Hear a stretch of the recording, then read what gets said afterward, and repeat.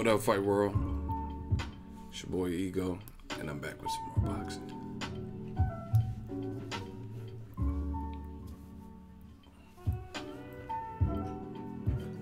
Yeah, man.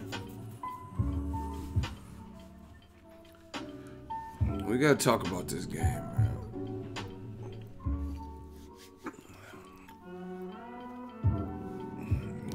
Let me wait for YouTube to send out some notifications real quick. You always working? Man, we working, man. I was so tired earlier. I took a nap. But I'm good, man. I'm good. Is he okay? Let's talk about this game, man. So how did someone leave a comment, but it says 0 people are watching? It makes no sense. YouTube, get it together.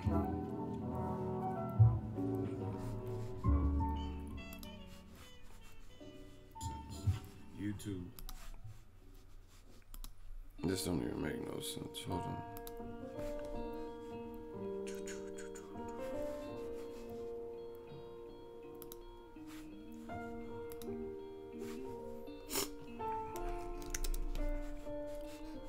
Let's get ready to rumble.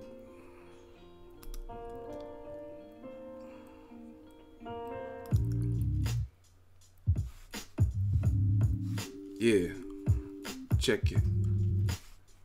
We working.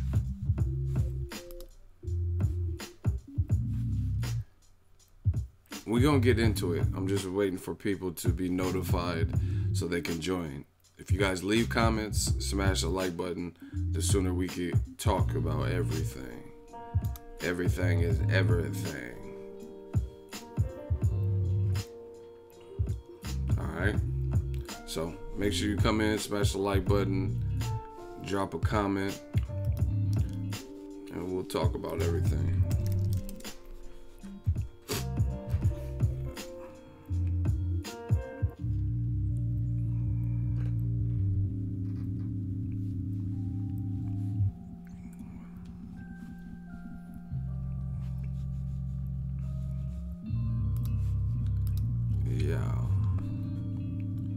What up, Ego? How was your weekend? My weekend was real good. I watched the Jacobs fight and the Gerald Miller card, Matchroom card. And then after that, I went to see Avengers.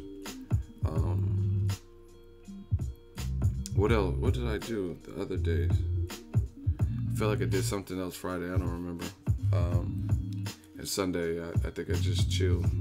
Got caught up on some stuff. So, yeah, chill weekend. Ego working. I ain't watched the other stream yet. Well, welcome to this one. Shout out to Jason Perez. Ego Army, man. Y'all been showing immense, great amounts of love. I appreciate it. I will continue to work hard on the channel. What the fuck? It's weird because the perspective is off, so I'm trying to fix myself, and I'm like turning shit to the wrong way and stuff. Yeah. YouTube has been lagging with these notifications. My goodness. It's really not that hard.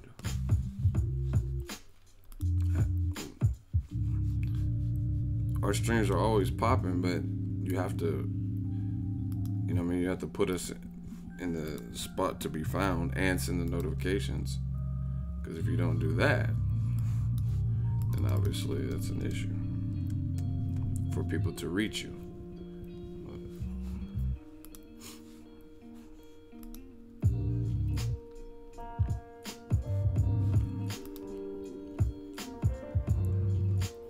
But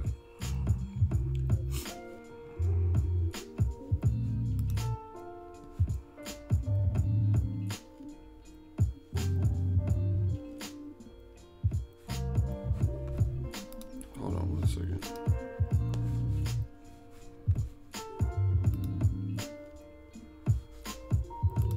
What the hell?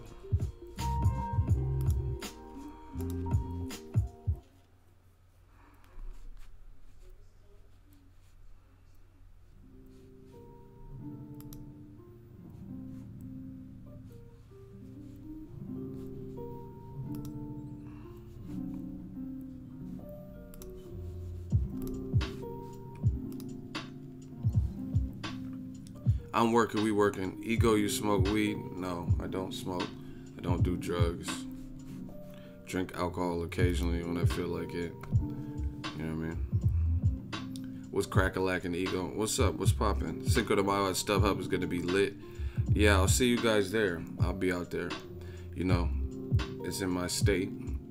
Gotta support boxing. You know what I mean? Even if it's not the fight we initially wanted. Golovkin, I've been covered his fights before. Covered his fight with Dominic Wade. Covered his fight with Canelo. Covered it as media, excuse me. And he brings a good crowd, so the tickets are fairly priced too. You know what I mean? They know what they have. That's why it's not on HBO pay-per-view. They know it's not like this. And I mean, for a fan's perspective, with reasonably priced tickets, Golovkin being a strong fighter and having a full camp and stuff like that, they know there's a good chance that you could see a fucking knockout. You know what I mean? Triple G might knock Vanes Martirosyan, all things considered, out.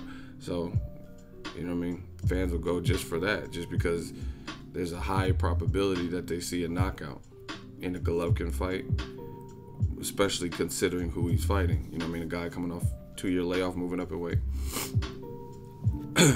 Yeah, it's crazy. Someone says, damn, we should have been watching Canelo versus Triple G in 5 days. Look at Jose being technical. Alcohol is a drug. Well, thank you for that, Mr. AA. Alcohol is technically a drug. Whatever. Bottom line is this. I have this thing called willpower. So whether it's caffeine, whether it's drinking alcohol, I can control all of that. I can stop at any given. If I don't want caffeine, if I don't want to eat junk food, if I could stop that. I have an insane amount of willpower. I just have to want to do whatever. Like I said, I drink socially because I feel like it. TN checking in. How do you have 2 unlikes already? Let them hate. They motherfuckers just hate off titles. They don't care. Listen, let this be a lesson to all the boxing fans. This is how you know what's what and who's really about what they say. Because you don't even know. We haven't even started the actual. I haven't even said anything. I talked about my weekend, the Avengers. I talk about drinking alcohol socially, right? So what did you even dislike? So this is what I'm talking about with boxing. And I know the sport I'm in. I love the sport I'm in. I make money in the sport I'm in. You know what I mean? So I just want you guys to see the bottom line is this. This is how emotional some of these guys are as boxing fans, because they don't even care what you're saying. Like, I could drop some exclusive bomb about this crazy perspective or information that only I'm privy to. But because you see Eddie Hearn is not being truthful, they're mad. Oh, fuck this. You know what I'm saying? That's how you know. That's how you know these are the motherfuckers who aren't real boxing fans. They don't want the truth. They just want to pander around, and they're not willing to learn anything. They don't want to hear no different perspective.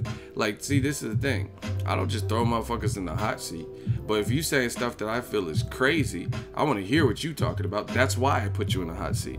And the thing is, a lot of these guys, they can't fight their way out of the hot seat because they're really not talking about anything intelligently. You know what I'm saying? So, yeah, I mean, this goes to show you that some people, and these streams and these videos and my effort and hard work, it's not for those people. Nor is it going to change because people, oh, let me hit the dislike. I don't care.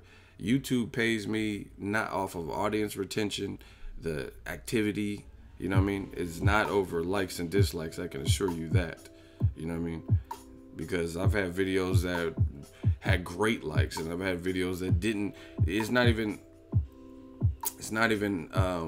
what I was saying. They just didn't want to hear it. You know what I mean? But shit, does that stop me from getting to these fights, traveling, buying the things I need, helping my family? No. So that's my theory on dislikes. A lot of these guys, they don't care. They're so emotional and emotionally invested in certain players and fighters that they don't even care what you're saying. If you're saying something they don't want to hear, oh, you're a dick sucker, you're sucking this guy's dick. Like, whatever. What's June 16th? Who fights June 16th? Is that Spence? New media is alive. Yes, we alive and working, people. Somebody said I was fat too. Like, once again, yeah, look, okay, I'm fat. You know what I'm saying? Like, these dudes is weird. You know what I mean? Like, why you care who's fat, who's out of shape, whose beard looks like what? You know what I'm saying? They say I'm fat, man. So, whatever. I'm on my Muhammad Ali, Will Smith. Wait till I get back in full shape. I'm gonna be on my Muhammad Ali shit, my Will Smith. Oh, isn't this the perfect specimen of a man? Oh my God, man. I'm about to really be flexing on you cats. It's a wrap. I told you. I promise you. The work don't stop. Watch how hard I work next.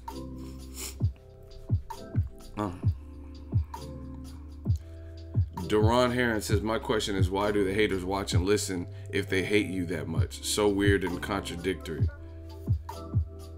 Exactly. I don't watch a motherfucker I don't like.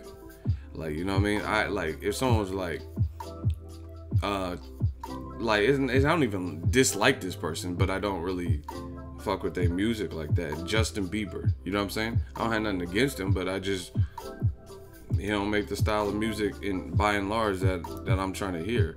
So as a result, I couldn't tell you what his last single was. I don't know who you beat. I don't know who you lost to. Shout out to Jose Valencia, my dude. He repping for the Ego Army. $5 super chat. He said, I support you, bro. Been following since before 1,500 subscribers. Been dope seeing your channel grow and you evolve. Thanks for putting me on boxing, for real, for real. Shout out to Jose. I mean, I appreciate that. And see, that's one thing that the haters haven't quite figured out. And I don't think there is a way to figure it out. That even though we talk about sometimes what the haters say, the love be so real. Like, people always hit me in my inbox. I could show you countless DMs and stuff, and they be like, man, I've been with you since 10,000 subscribers. I've been with you, like my man Jose, he said, I've been with you since 1,500. It's good seeing your channel evolve and grow. Some people are like, man, I'm starting my own channel because you inspire me. You know what I mean? That is, sometimes we do the stunt gang, but from the bottom of my heart, that is humbling. You know what I mean? Because I never expected any of this from that. You know what I mean? Certain missions, certain voyages, certain journeys you go through in life, it's not even necessarily planned. I didn't mean to end up here. I just dedicated time and energy, money to a sport that I loved, and, you know what I mean, wanted to give my unique spin on it. So when people say, man, I've been with you when you had 1,500 subs, it's like a reality check. You're like, wow, we've come a long way. You know what I mean? We have a verified account. I'm able to cover fights. I'm feeling good, able to help my family out. My dad's birthday will be this month, so I'm gonna help them out, do something big. My dad, I'm gonna basically send him on a trip. You know what I mean? Just to see my uncle, but keep that on the low. You know what I mean? It's a surprise for my pops. So it just like I said, man. And I know people mad are the people who hating. You know what I mean? Broke motherfuckers. Like I always say, name a motherfucker who's hating that's doing better. Like basically, so somebody that's hating on me, right? Taking shots at me, and you see them covering more fights than me. You see them getting more views than me. You see them in the crowd, the people's champ style, get more love than me. Name that person. That's who I want to find out. You know what I mean? Cause listen, this is no shot to anybody, but I be at the fights and people be taking pictures with me. People will show me love. Like, there's other people, their channel could be bigger than mine, but some people, they don't even know who they are. You know what I mean? Like, Ellie gets love. People know who Ellie is. Dante gets love. You know what I mean? I don't know. I don't know everyone that gets love, but I know I get love, and for that I'm gonna keep working hard. You know what I mean? So it is what it is. But I know there's other people, and they're probably thinking like, what the fuck? What is it? Where people show Ego love and want to take pictures with Ego, like, you know what I mean? It's crazy, man. Y'all be having me feel like the president. They be like, oh, Ego, hey, you mind if I take a picture? Sure, let's get it. Let's rock. You know what I'm saying? We family. This Ego's army, so let's get it, man. Somebody said, not gonna happen, baby.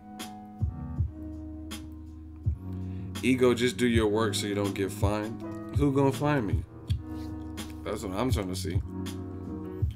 See, and this is the thing. Like, I'm not out here just like, I speak my mind, but I'm not out here disrespecting. I'm not out here like, you know what I mean, threatening people. Like, I see, this is what they want. They want me to be ignorant. You know what I'm saying? But that's not it. You know what I mean? I know how to approach different scenarios. You know what I mean? So we getting this shit rocking. That's all there is to it. And just know when I go to these fights, it's all business. You know what I mean? I've even heard people. Listen, I'm gonna tell y'all a little bit about hate. This is how you know when you're growing. When you. I don't know where Rickendale's at. I ain't heard from him since like December 9th, to be honest. He was posting every day up until then. But this is how you know you've grown and then you've achieved something, because the hate be coming out of left field. And this is how you really know, because motherfuckers can't even hate on you the way they hated on you before. Like before, when my channel was coming up, people said, oh, haha, you only have 1,500 subscribers. What a bum. No one cares what you have to say, right? Look at this video, it only has 132 views. Because I went through those rough patches and growing stages where my channel was on the come up. Now that's no longer the case. We get views. You know what I mean? You can go to Social Blade, you can go to and look consistently. You know what I'm saying? We hitting over 1 million definitely every month. You know what I mean? And it's usually higher than that. But the point being is they got to switch how they hate on you, because you evolve. And they still want to hate, but they can't hate on you the same way. They can't say, oh, look at you, you only have 1,500 subs. So they say, oh, look at Ego, he bought subs, he bought subscribers, whatever. If buying subs gets me these hotels and hotel points and frequent flight miles and allows me to travel, then hey, I bought subs. But they know they don't believe that. They know they don't believe that. Because if it was as easy as buying subs, then everybody would be covering fights. Everybody would have credentials and be able to travel. You know what I'm saying? If all you have to do is, if it wasn't hard work and dedication, you know what I mean? It's just like what they do with Floyd. Oh, Floyd, he's trash. Okay. So he's so trash, then everyone will be undefeated for 20 years. I'm the Floyd Mayweather shit. Don't be mad. We got something, and we're going to keep it going. Let's do the roll call. I want to see where y'all at. Ego hotline would be dope to hear these motherfuckers stutter on the phone, laughing my ass off. Man, it's going to be worse, I promise you. When we get that up and running, it'll be worse. Because, see, the other thing is people don't understand this aspect of the game. I see people who've dissed me. I've seen other people who try to do, oh, what? Ego just doing videos covering the news and he's not real me. Okay, cool. You do this. It's not as easy as you think. Like, even for me, when I first started, you have to get acclimated to this shit. You have to get used to being in a fucking room and learning how to entertain with nobody here. That was weird. You know what I mean? So if you listen to my old shit, my video is a lot more shaky, my voice and shit. You know what I mean? Because it's a weird feeling. But none of that matters. What matters is we here now.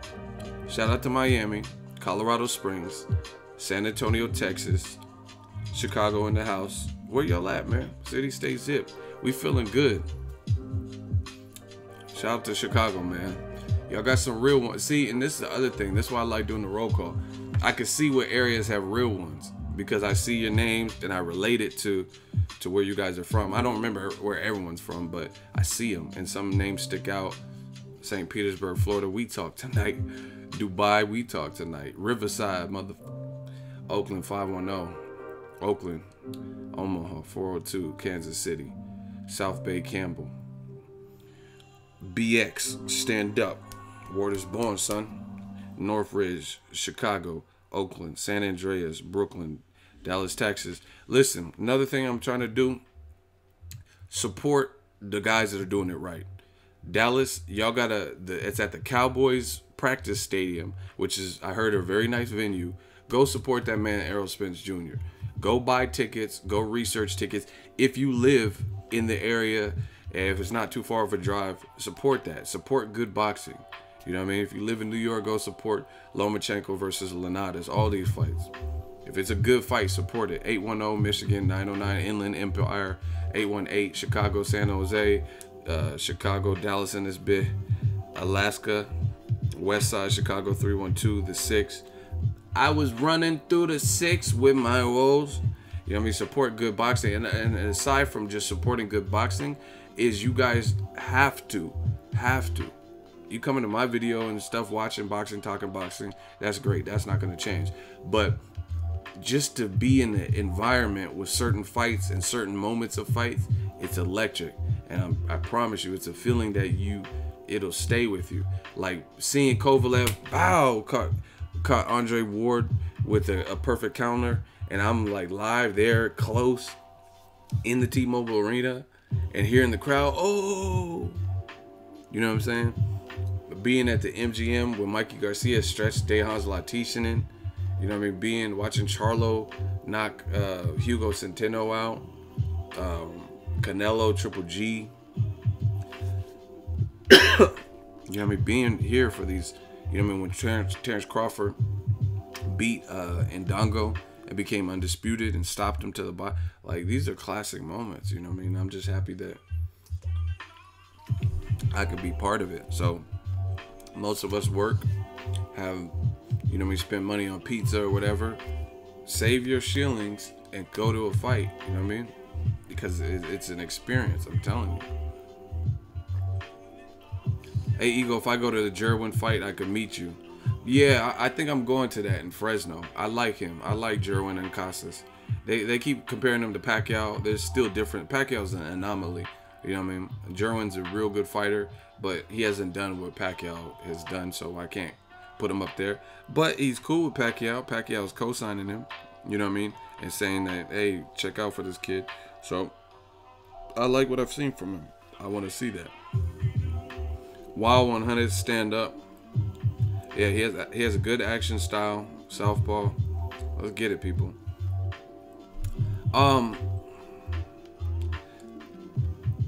My dude says, shit crazy, I'm drinking the same water right now, like literally.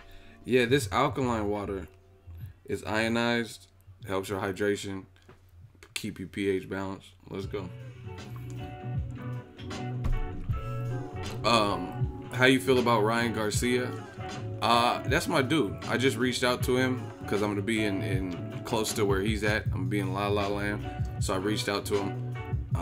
This is fight week for him, so I'm gonna try to link up with him for you guys. But that's my dude. I like what he's doing. He's young. People are like mad that he's dancing and shit like that. Listen, yeah, he's dancing, but he's knocking these motherfuckers out, doing what he's supposed to do. So I don't really care about no dancing. He's young. He's having fun with his life and career. If people spent less time hating and worried about like silly shit, they will probably get farther. Why you care that a 19-year-old is having fun? You know what I mean? As long as he's working hard and knocking these motherfuckers out that they line up for him, and then keeps evolving and keeps growing and keeps, you know what I mean, stepping up the competition, and I don't have no problem with that. He's calling. I don't think it'll happen. I don't know. I don't think it's because of him, but in my personal opinion, I think Oscar wouldn't do it and Golden Boy. But he's calling out Gervonta Tank Davis. You know what I mean? So he's at least, his mind is there. He's addressing like, oh, me and Devin Haney, Shakur Stevenson, those could be good future fights. I know them from the amateurs. Boom, boom, boom. So I like what he's doing. You know what I mean? Listen, the new, I call them the new breed. Because, you know what I mean, they're all like extremely young and talented. But Gervonta Tank Davis, Richardson Hitchens, my dude Rollies, Ryan Garcia, Joey Spencer, shout out to my man and the whole Spencer family, Mikkel Spencer, his brother, my dude Gabriel Flores Jr.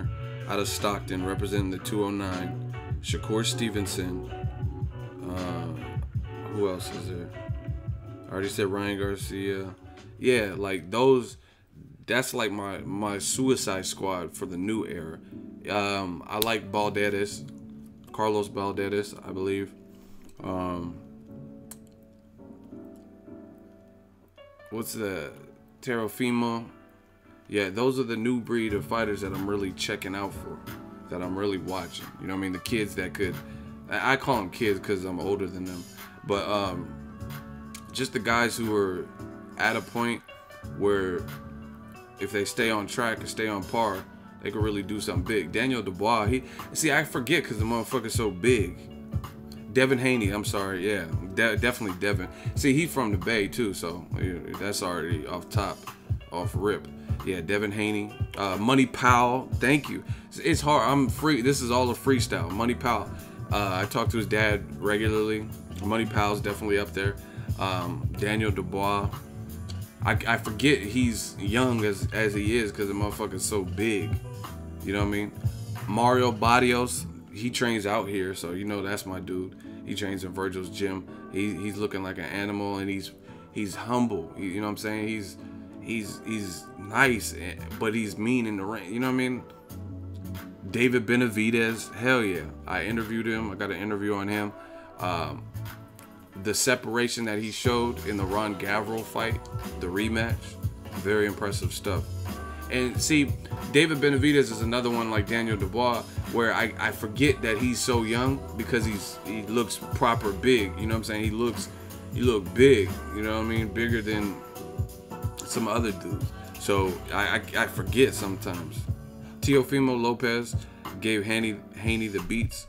I heard that, but you know what I mean? I don't know. I ain't seen it, so that's cool if he did. But see, I don't get too crossed up in that. Here's why. Because if you actually spend time in these gyms, you'll know all, like, listen, I'm not going to name drop because that wouldn't, you know what I mean? I do care about my reputation in this game and that type of stuff. So this ain't TMZ, you know what I mean? Motherfuckers be like, oh, TMZ ego and academic, whatever. But I know so much about this game, like stuff that would prove points that I'm trying to make, but your reputation has to precede you. You know what I mean? I'm not out here messy. Like when people tell me stuff, hey, don't repeat that. Tell me stuff in confidence. Then that's sloppy. That's bad business. But I know stuff, and even though some of this stuff, some of this juicy gossip and knowledge would benefit and support points that I've made on the channel, you still gotta you gotta respect the game and respect the hustle. And like I said, that's sloppy to be telling you all this stuff. I know people right now, undefeated guys, gold medalists. I know people who are just silver medalists, all types of stuff, and you'll be surprised what I heard about them in certain sparrings. You know what I mean? Maybe they had an off day, then came back and then beat the person's ass or whatever. So, you know what I mean? It is what it is. So, I don't really take too much when I hear like, oh, so-and-so got dropped in sparring or he got murdered in sparring, because you got to understand the game. I be in the gyms. And the thing is, some guys, boxing is not their full-time gig. Like, there's only, I can't say a select few, but maybe that is a good word. Not everyone's able to sustain it. Like Thomas Delorme at one point, he was with Mayweather Promotions. They said he was driving Uber and Lyft and shit. You know what I mean? Because he couldn't get no fight.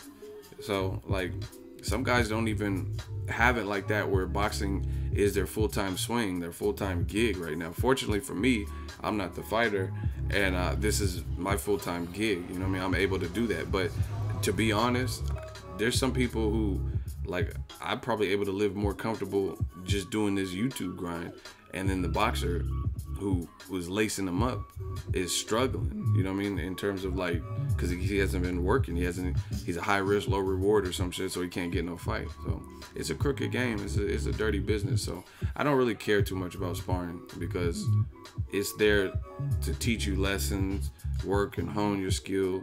Most sparring is not like what you see on movies, you know what I mean, where it's like everything is a war and you're trying to, like, some guys don't like each other, so maybe their sparring turns into a war or whatever. But like Cameron, I'll be too smooth. I'll be on my Cameron shit.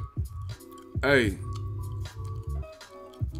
Niggas get hit in sparring every day, B. Like, it's sparring, you know.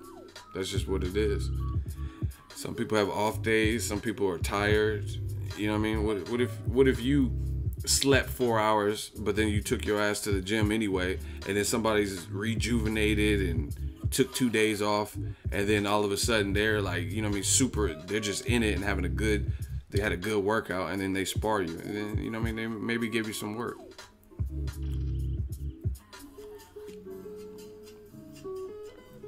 So, you know what I mean, that's just what it is. So that's just my little rant on sparring. Sparring is meant to get you to the next level.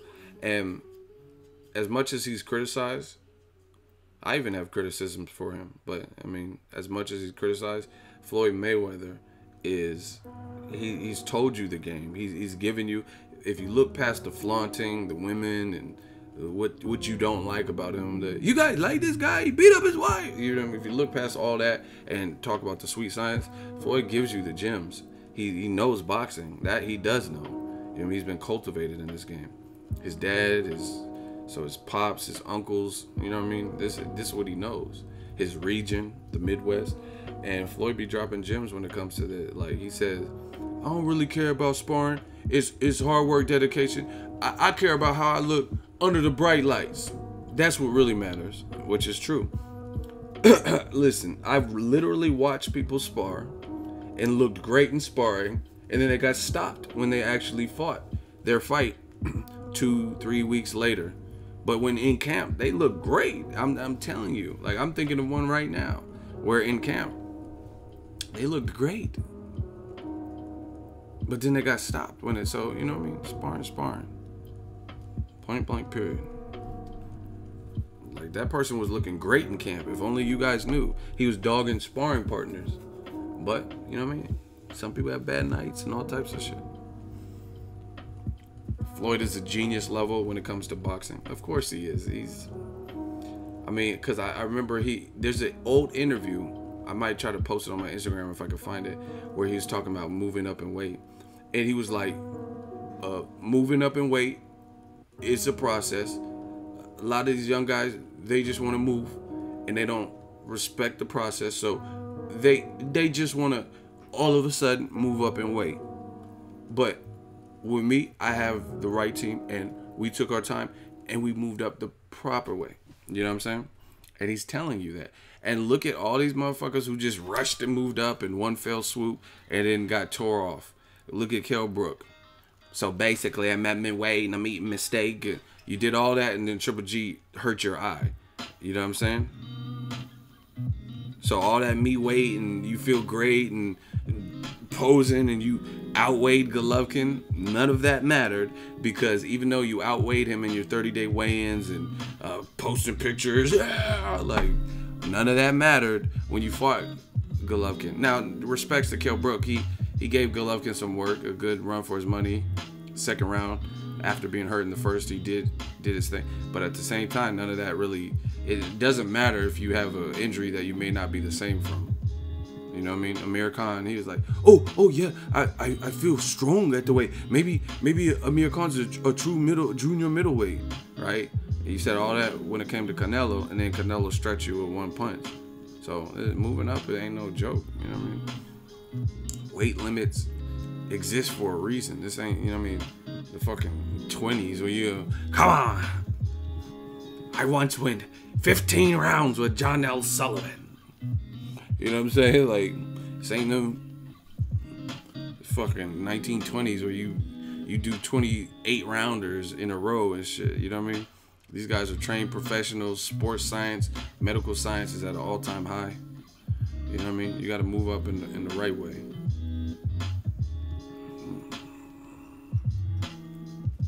I went 18 rounds with John L. Sullivan himself. Like, yo, Notre Dame mascot looking motherfucker.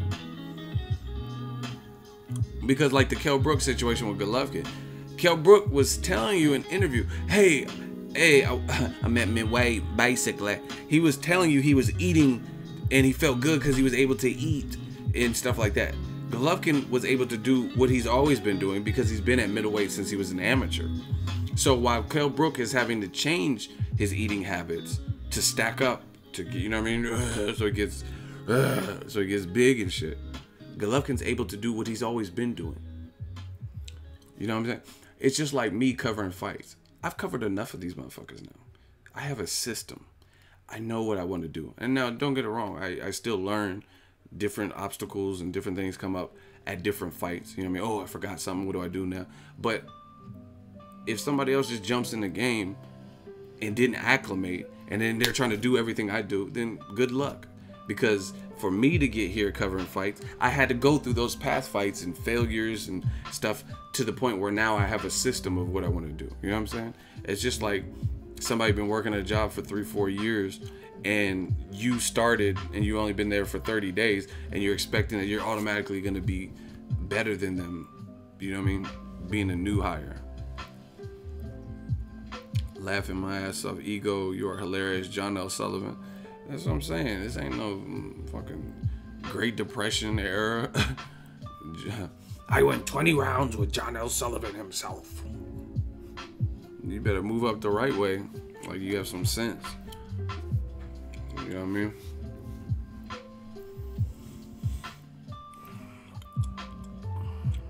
Man, Keith Thurman. I gotta talk about the boy Keith Thurman. Now, I posted some memes and stuff. That's all in good fun. You know what I mean? I'm just joking. But it's disappointing, man. I'm a longtime Keith Thurman supporter. I wish him the best. I don't know where his head's at. You know what I mean? As a fellow light skin, you making us look bad. That's all I'm going to say. You making us look bad, Keith. Keith, you making us look bad. You know what I mean? Especially if Danny Garcia and Sean Porter fight for your old belt. What part of the game is that? You know what I'm saying? And the worst part about Keith Thurman, about his recent behavior, is this. Is Keith Thurman's recent behavior is just that. Recent behavior. You know what I'm saying? He wasn't acting like this before. So I would prefer, if that's how you are, then I would have preferred to never have seen the KOs for Life one time, because that's the one that everybody fell in love with. Pause. You know what I mean? But that's the one that everybody was like, oh, this dude right here, he's KOs for life, and you better not duck me, son. You know what I mean? Dude said fellow light skin. I'm just keeping it real. Like, he said light skin people back with this vacating. Keith, you set us back, bro. Now I can't even grow a ponytail, because then they gonna, I'm not even gonna grow no ponytail. I was thinking about it, but now I can't even grow.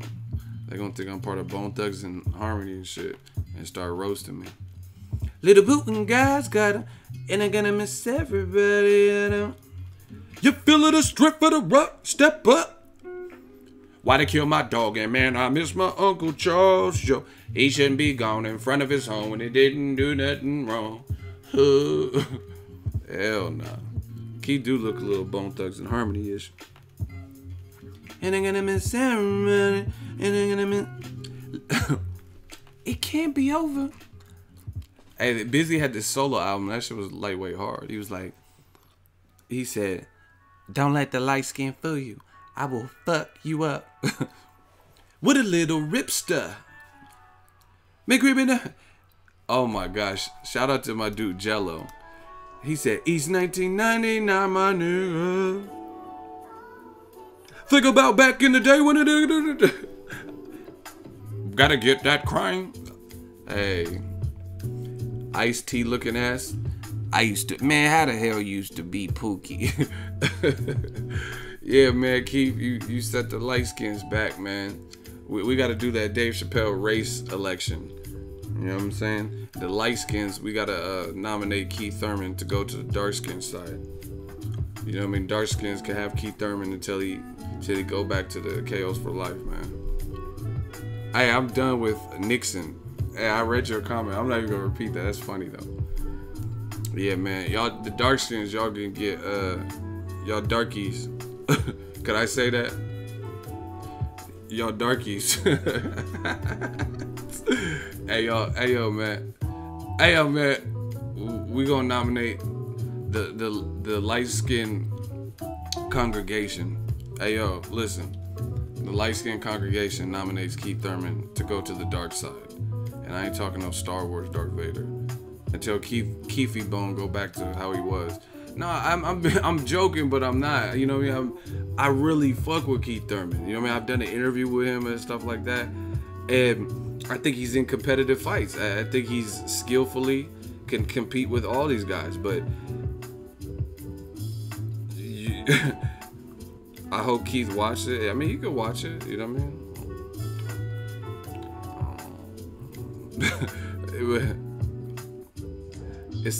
So it's the first of them get up and say my sister was already there. She gonna run and go get messed dead. Watch and make sure. What do you say? Watch and make sure no one snatching my check. Shut up at the me. Fuck up with bone. Man, shout out to all the skin tones. I'm just joking. I'm just having fun with it. I woke up from a nap, so I'm feeling a little bit, you know. All right, okay, y'all tripping with these bone names. Someone said unbusy bone. Motherfuckers is talking about inactive bone. Hell nah. Hey, y'all tripping. Unbusy bone. Like, see, now you got me in my bag. I'm not trying to go in on your mans like this. Y'all, see, let me stop. I like you, Keith. Pause, but you got to get back to the Keith. He steady repping that. I took a plane up to Cleveland late last evening. Hey, I fuck with Ohio. His wife changed him. Hey, she must got that.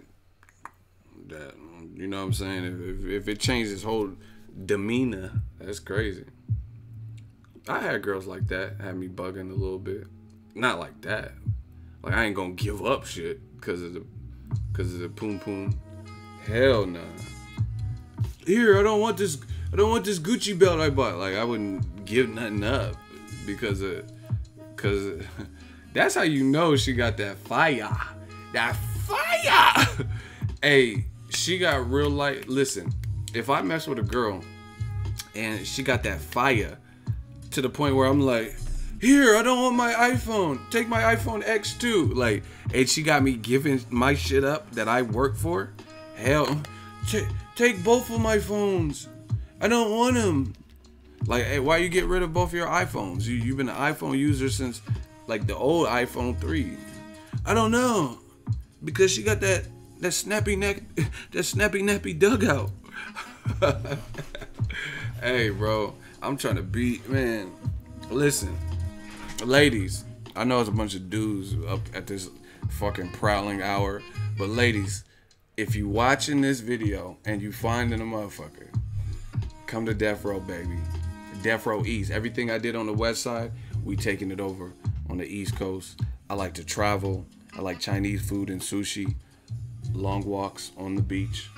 So if you find it in a motherfucker, you know what they say, the older the berry, the sweeter the juice. Man, it's the blacker the berry, the sweeter the... Yeah, she blacker than a motherfucker too, right? Because I'm trying to get like that. I'm single right now.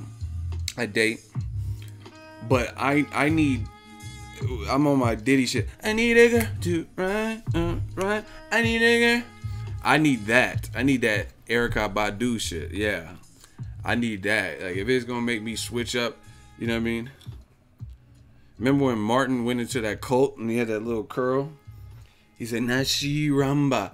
Mama say, Makusa. Mama say, like, I need that. Hey, Erykah Badu got that. Yeah, she does. Because she had J Electronica, Common. That motherfucker Common, she had him dissing West Side Connection, all types of shit. Then doing, where is the light? Tick-a-ta, tick-a-ta, tick-a-ta. I never knew a lot like this. Got, hey, hey, Erykah Badu, hit me up, baby. You funny too? Hey, Erykah. Well, I don't know if she's single, but I hope you single, baby. Hey, Erykah, call me. Cause that man Common, she had him writing songs about her. Hold on. And the beat was cracked too. Hold on. Hey, I need that type of girl. I need a girl that's gonna do all that to me. Okay. Yeah, okay. I'm gonna switch my whole personality over you, huh? Yeah. That's what I need, that type of girl. Get it all the way cracking. Stick to your day job, fam. Shut the hell up. Hey, yeah. Where my girls at? One time. She got that voodoo. Yeah, coming from the south side of Chicago. Yeah. Motherfucker had it right. I never knew a lot like this. Gotta be something for me to write this. Queen, I ain't seen you in a minute. I wrote this letter and finally decided to send it. Signed, sealed, delivered for us to grow together. Love has no limits. That motherfucker was right. Let's spit it slow forever. Toast to the most. Like, that motherfucker was... Yeah, I'm gonna write this whole song about Erykah. I never knew a lot like this. Gotta be something for me to write this. Queen, I ain't seen you in a minute. I wrote this letter and finally decided to send it. Signed, sealed, delivered for us to grow together. Love has no limits. Hey, that's how Keith Thurman was on that. I never been a one time man. Gotta be something. Hold on, let me. Y'all got me in my bag. Hold on, let me stop. But yeah, Keith Thurman, he. I don't get flagged. I am the flag. I run YouTube.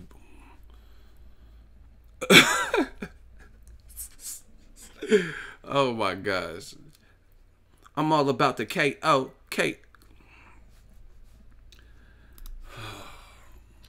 Queen, I ain't seen you in a minute. This is why they be coming back. Y'all motherfuckers be saying, claiming you hate me, but y'all be entertained.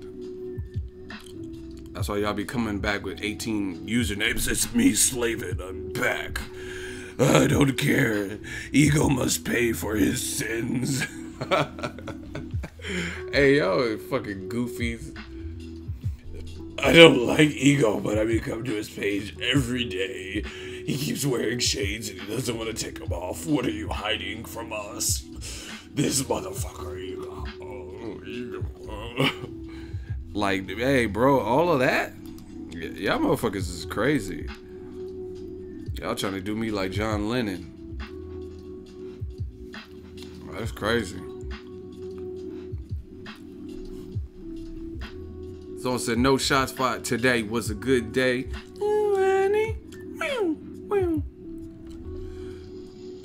These motherfuckers really be stalking me. Ego, why have you blocked me? You and your shooters have forsaken me. Like, what? Like, hey, bro, it is not even that serious. Just leave. You're like, go home, dude. You're drunk. Go home, dude. I'm coming back under multiple accounts. You motherfucker, I type 80 words a minute. I type much faster. You cannot stop me. The process is almost complete. Like, what the fuck are you even talking about? The process is almost complete. Like, this is just a live stream. You taking it, hey, you taking this way too far, Stan. I think you need some counseling to help your ass from bouncing off the walls when you get down some. Like, what the fuck? Yeah, fuck Ego. We could have been together. Think about it. Like, I'm not thinking about it because I don't like guys. So why would I think about being with a man? This doesn't make sense. We could have been together. Think about it. You ruined it now. I hope you can't sleep and you dream about me. Like, I'm definitely not dreaming about you. That won't be happening. Why would I dream about a dude, huh? Give me one good read. Okay, shut the hell up. Why would I dream about a dude? Boop. End of song right there. I'm not worse than animals. If that's your thing, good for you. But that's not my thing. See, I'm on my Van Damme. Yeah. Oh yeah. See, this is what happens when I take a nap and I'm energized. Van Damme was letting the motherfucker kick him in the ribs. Yeah. Right, come on. See, this is what happens like in my sleep.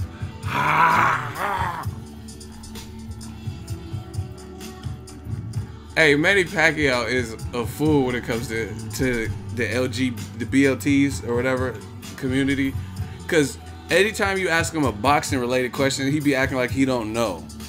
He be like, but hey Manny, like Max would be, wow, you just beat Brandon Rios, wow. You're gonna fight Terrence Crawford next. I do not know who is next in store. Whatever the Lord brings to me, I do. I believe in God Almighty, and it's up to my promoter, Bob Adam. Right? Okay. And then you ask Pacquiao about gays, and he'd be like, fuck them packets. We ride or die. They worse than animals. West Side till I die. General Santos, gang gang, bang bang. And if you want to be down with the gays too, then fuck you. Oh, he's gonna bite me. Bring it on. Like, what the fuck? Oh man. So you ask Pacquiao about boxing, and he don't have no conclusive answers for you. It's up to my promoter, Bob Adam. You know what I mean? Hey, Pacquiao, is Freddie Roach still training you? And you put the microphone. I do not know if it will be Dubois or if Freddie will be gracious enough to train me. Right? Wow.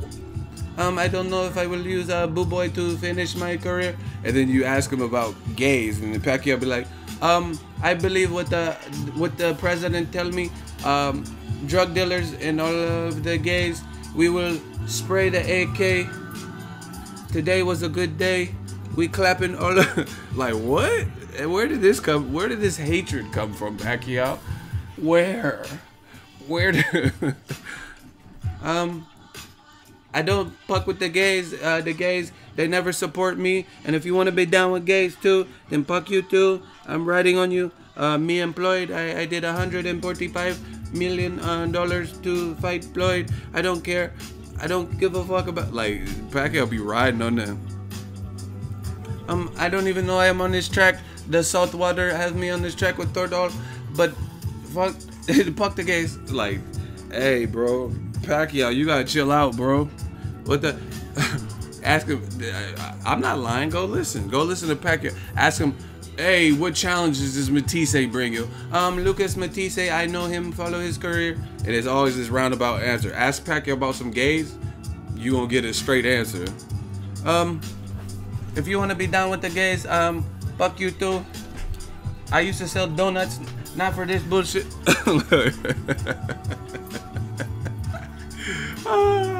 This is why they be coming back. We be having fun, baby. Oh my gosh. Ask Pac if you want a straight answer. Ask Pacquiao about some gays. If you want to be down with the gays, they the worst in animals, and you can. I will dip their heads in all of the salt water that is available.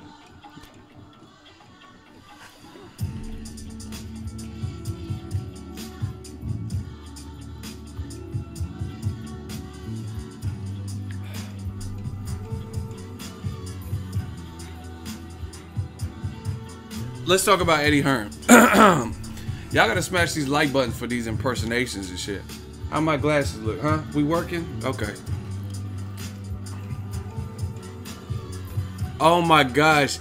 Hey, I created monsters. My dude Sterling, he says straight answers, pun intended. Bars. He says, we're talking about worse than animals. And he said a straight answer. Get it? Straight answer. Oh my God. Bars. We got bars. America's got bars. Shout out to Sterling. I like that. He said straight answer. Pacquiao said gays is cancer, and we looking for a straight answer. Get it? Straight answer. Straight answer is straight cancer. Ego do Mike Tyson voice. Man, y'all send some super chat. I ain't no fucking monkey. You know what I mean? Ooh, hey, Mike Tyson? Like, no. I'm not just doing voices on command. It don't work like that. It pertains. Y'all better start slide some money this way. You know what I mean? I'm going to cover this Golovkin Vanis shit for y'all.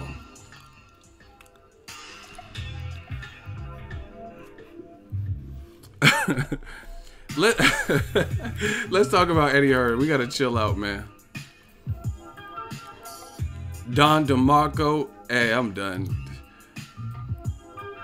Dude Kovalev. Hey, I told you I ain't no monkey. Just doing impersonation. Who y'all want me to do next? Bill Cosby or Kovalev?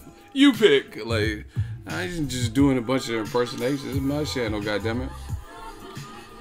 Listen, Eddie Hearn did an interview on Fight Hype. Shout out to them. He's not consistent. I don't care what the fuck y'all talking about. He's not consistent. And listen, the UK, I know some people in the UK are mad, but guess what? It's 10:43 West Coast time, so you motherfuckers are probably sleeping, so you can't get it. You can't hit the dislike right now because you motherfuckers are sleeping. Yes. Y'all can't hit the dislike button from the bed, can you? Hey, yo, UK, y'all mad at me? You can't hit the dislike button. You all right here. You in REM sleep right now. Y'all can't hit that dislike button. I'm gonna start doing that. When I start talking about AJ, I'm gonna wait till y'all motherfuckers sleep. Cause I don't sleep. I'm gonna wait for y'all to sleep. I'm like, oh shit. Boop, boop. I'm gonna set an alarm. Oh shit, it's 11 p.m. These motherfuckers will be asleep because of the time zone difference. Boom. Cause when I do stuff, like I did a vampire stream, which would coincide with maybe 6 or 7 a.m. in UK time. Them dislikes was coming through. I see y'all UK. That's good. I'm gonna start staging it.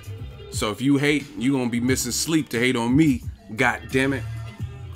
Yeah, that's how we gonna do it. When we talk about Joshua Wilder, I'm gonna do it at the worst fucking hours for y'all. It's gonna be at the worst hours. That's what I'm gonna do. Ego, what's bracking, man? What's up? Hey, I promise. I'm gonna do all them sensitive ass, the ones y'all sensitive about, them videos, them topics. I'm gonna do it at the most awkward time. So if you truly want to dislike, you're gonna have to wait till the morning after we already got the likes, or you're gonna have to set an alarm and be half tired and tired and shit at work. Like, oh fuck, why did I stay up? What'd you do last night? You went out to drink? No, I stayed up hating on Ego. I can't fucking sleep. I mean, I'm so tired, I just wanna sleep, mate. Oh, bloody hell, what the fuck? Why I stay up? Chat shit get bang. So yeah, that's how we gonna do it from now on. I got you, UK. See, I'm a strategist. This is the art of war. I'm gonna wait till y'all motherfuckers should be in bed. Bloody hell, why I stay up and watch him? Why I watch him? Fucking, I was in the buggy and like, I'm gonna wait till y'all motherfuckers should be in bed, and then I'm gonna do all these Joshua Eddie Hearn videos, and you can't stop me. That's when I'm gonna do it. But shout out to UK. I love y'all. Shout out to my dude TC. The Crisis $2 super chat. That's for them impersonations, fam. Much respect. Yeah, man, we have fun. See, I don't discriminate and segregate. I love the UK. I love every region. I love Mexico, Italy, Montebello, Tutti Frutti. It's except for that Italian. I like Italy. I want to go there. But that Italian Anthony Joshua referee, it's me, Mario. That dude sucked. The one that did the Joseph Parker and didn't speak English. That man Parker said he didn't speak English. The Italian dude didn't speak English. Like, hey ref, he keeps hitting me low. It's me, Mario. Like Eddie Hearn. Eddie, I'll be so mad. Ed, you put this referee don't speak English. Ed, quick. Like, bro, why did you put a referee that don't speak the common language? Like, man, ref, you just keep hitting me in the dick. It's me, Mario. What? Hey, y'all played him. That ref sucked. Anytime they were trying to inside fight, it's me, Mario. Get the fuck back. Hell no. El Dente. It's Barilla. Hell no. So I said I woke up the UK fans. Good, I want them here. I love it. It's me, Mario. Hey, if y'all ever played Mario Kart, why was Donkey Kong so angry? Like, hey, bro. Just listen to the Donkey Kong sound effect. I didn't know Gorillas was doing all that. Like, if you cut him off and not Donkey Kong. If you cut Donkey Kong off or make him spin out. Like, hey, what the fuck? Hey, Donkey Kong. What did he say on Billy Madison? He's like, Mortal Kombat's a very good game. But I think Donkey Kong. No, with the kids said Mortal Kombat's the best video game ever. And he was like, I think Mortal Kombat's a very good game, but I think Donkey Kong is better. Donkey Kong sucks. You know something? You suck. Someone said Ron Jeremy was the ref. I'm done. Listen, Eddie Hearn did this Fight Hype interview. I don't think he's being truthful with what he's saying. I really don't. Here's why. Smash the like button, and if y'all want to hear hell yeah, can I get a hell yeah in the comment section?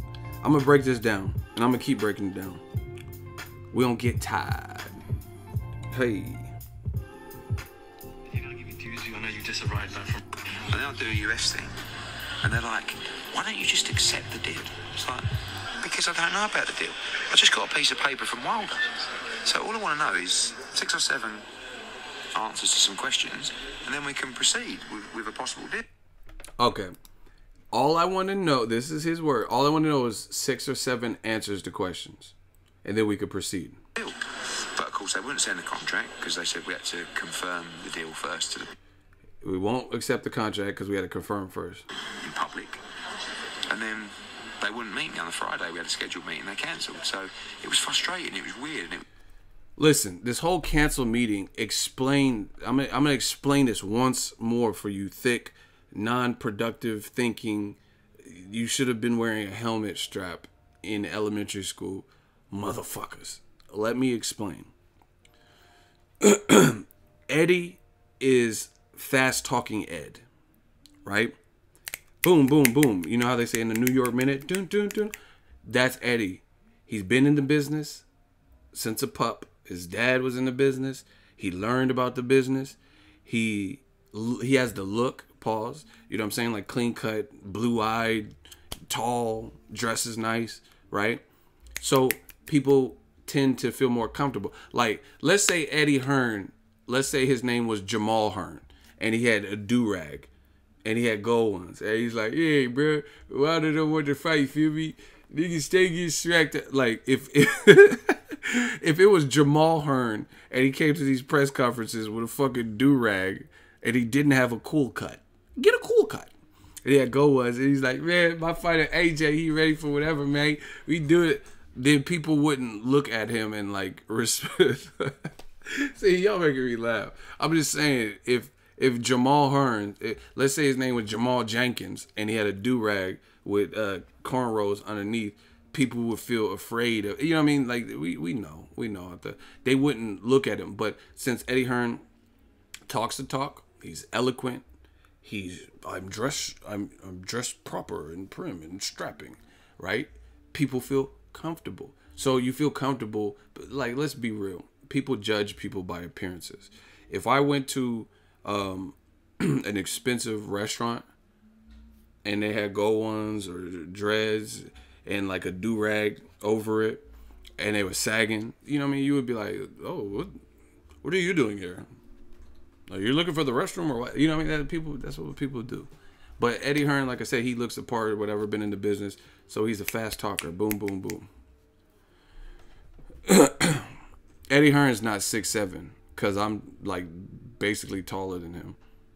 And he's not 6'7". But whatever. He's tall. He's tall for sure, but he's not 6'7". But anyway, this is the thing with the whole canceled meeting. Right? The whole canceled meeting is they don't want to waste. They know Eddie Hearn is a fast talker. Eddie Hearn has his own plans.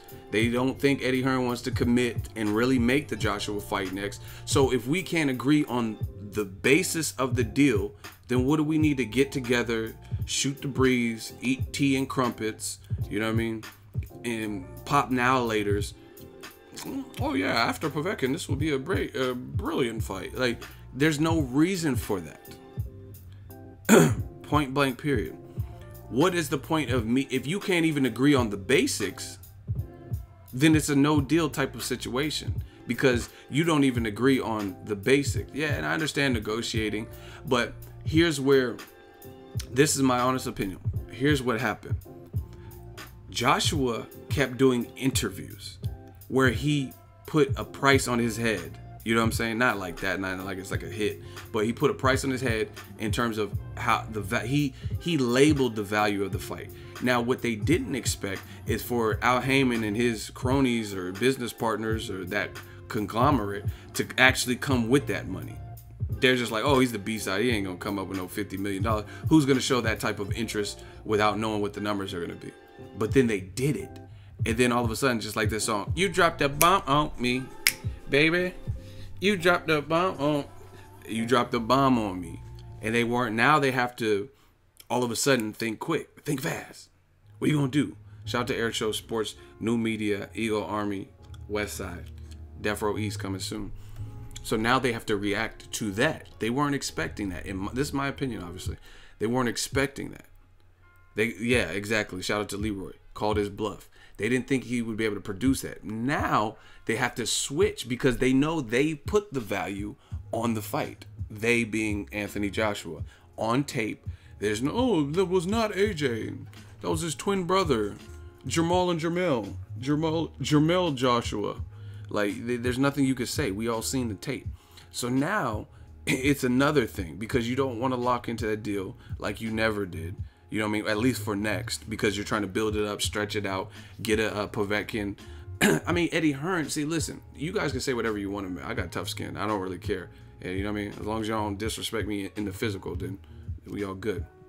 And that's no tough guy talk. I'm just being real. But the thing with the Eddie Hearn situation is this, is they didn't anticipate this. You know what I mean? And one thing that I also feel Eddie Hearn didn't anticipate is new media and just social media and the fans who are now have a voice that they definitely didn't have in like 92 or 86 or 74, you know what I mean? Where the fans could just be like, jump in the mix, and you know what I mean, these negotiations have been pretty public or whatever, so now the fans can voice their opinions. People like me can make videos, people like me can spread my theories on what's going on, or whatever channel you guys listen to and fuck with. You get what I'm saying? So now it's about, it's kind of like what people do when they get in the hot seat with me. It's kind of some backtracking. We're talking about the initial argument. Joshua valued his fight. Oh, they're saying there's 100 million. That's mad. Just, if that's the case, give me 50 million. Okay. They came up with your 50 million, plus they still have a fair, the rest of the deal sounds pretty fair. 50% back end money. So if it's really successful, you still have that to look forward to. If it's not so successful, you have 50 million guaranteed to fall back on. Right? Who cares how much Wilder's getting? Because you're getting 50 million. Right?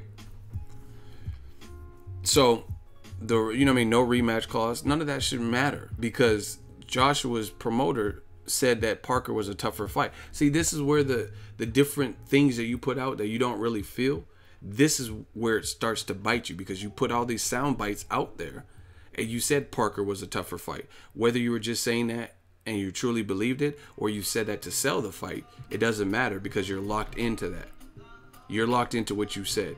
You said that Joseph Parker is a tougher task for AJ.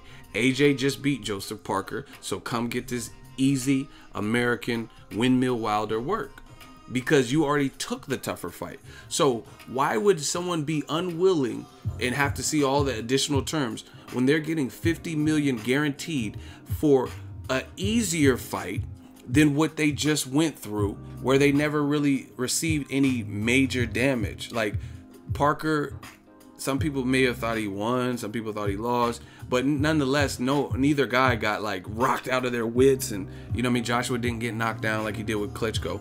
So once again, analyze this. Billy Crystal, bars.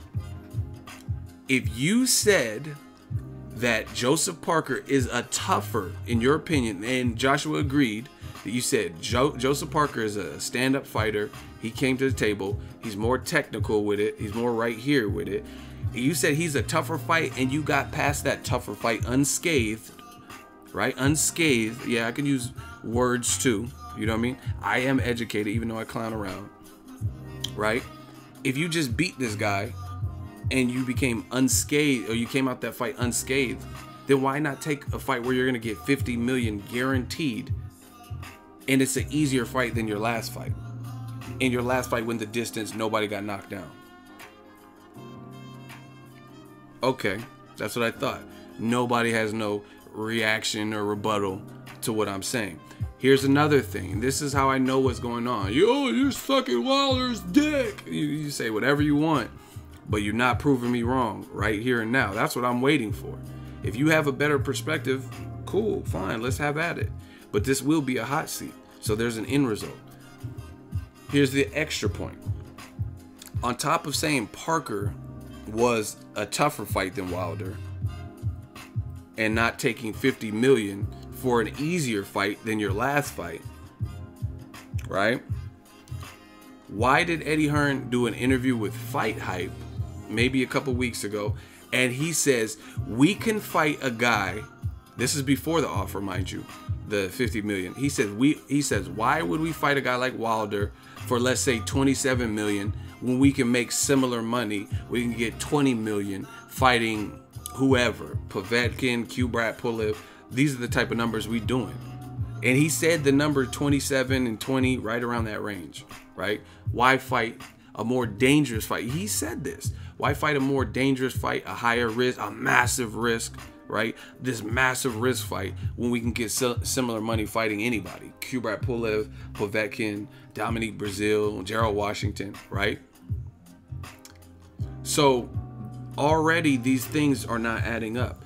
First, Joseph Parker was a tougher fight, but now for an easier fight, you don't want to take a locked-in $50 million plus 50% of the back-end money and no rematch clause. Why you need a rematch clause if you already just beat the tougher fight? Now you should just get this last strap. That's another added incentive, right?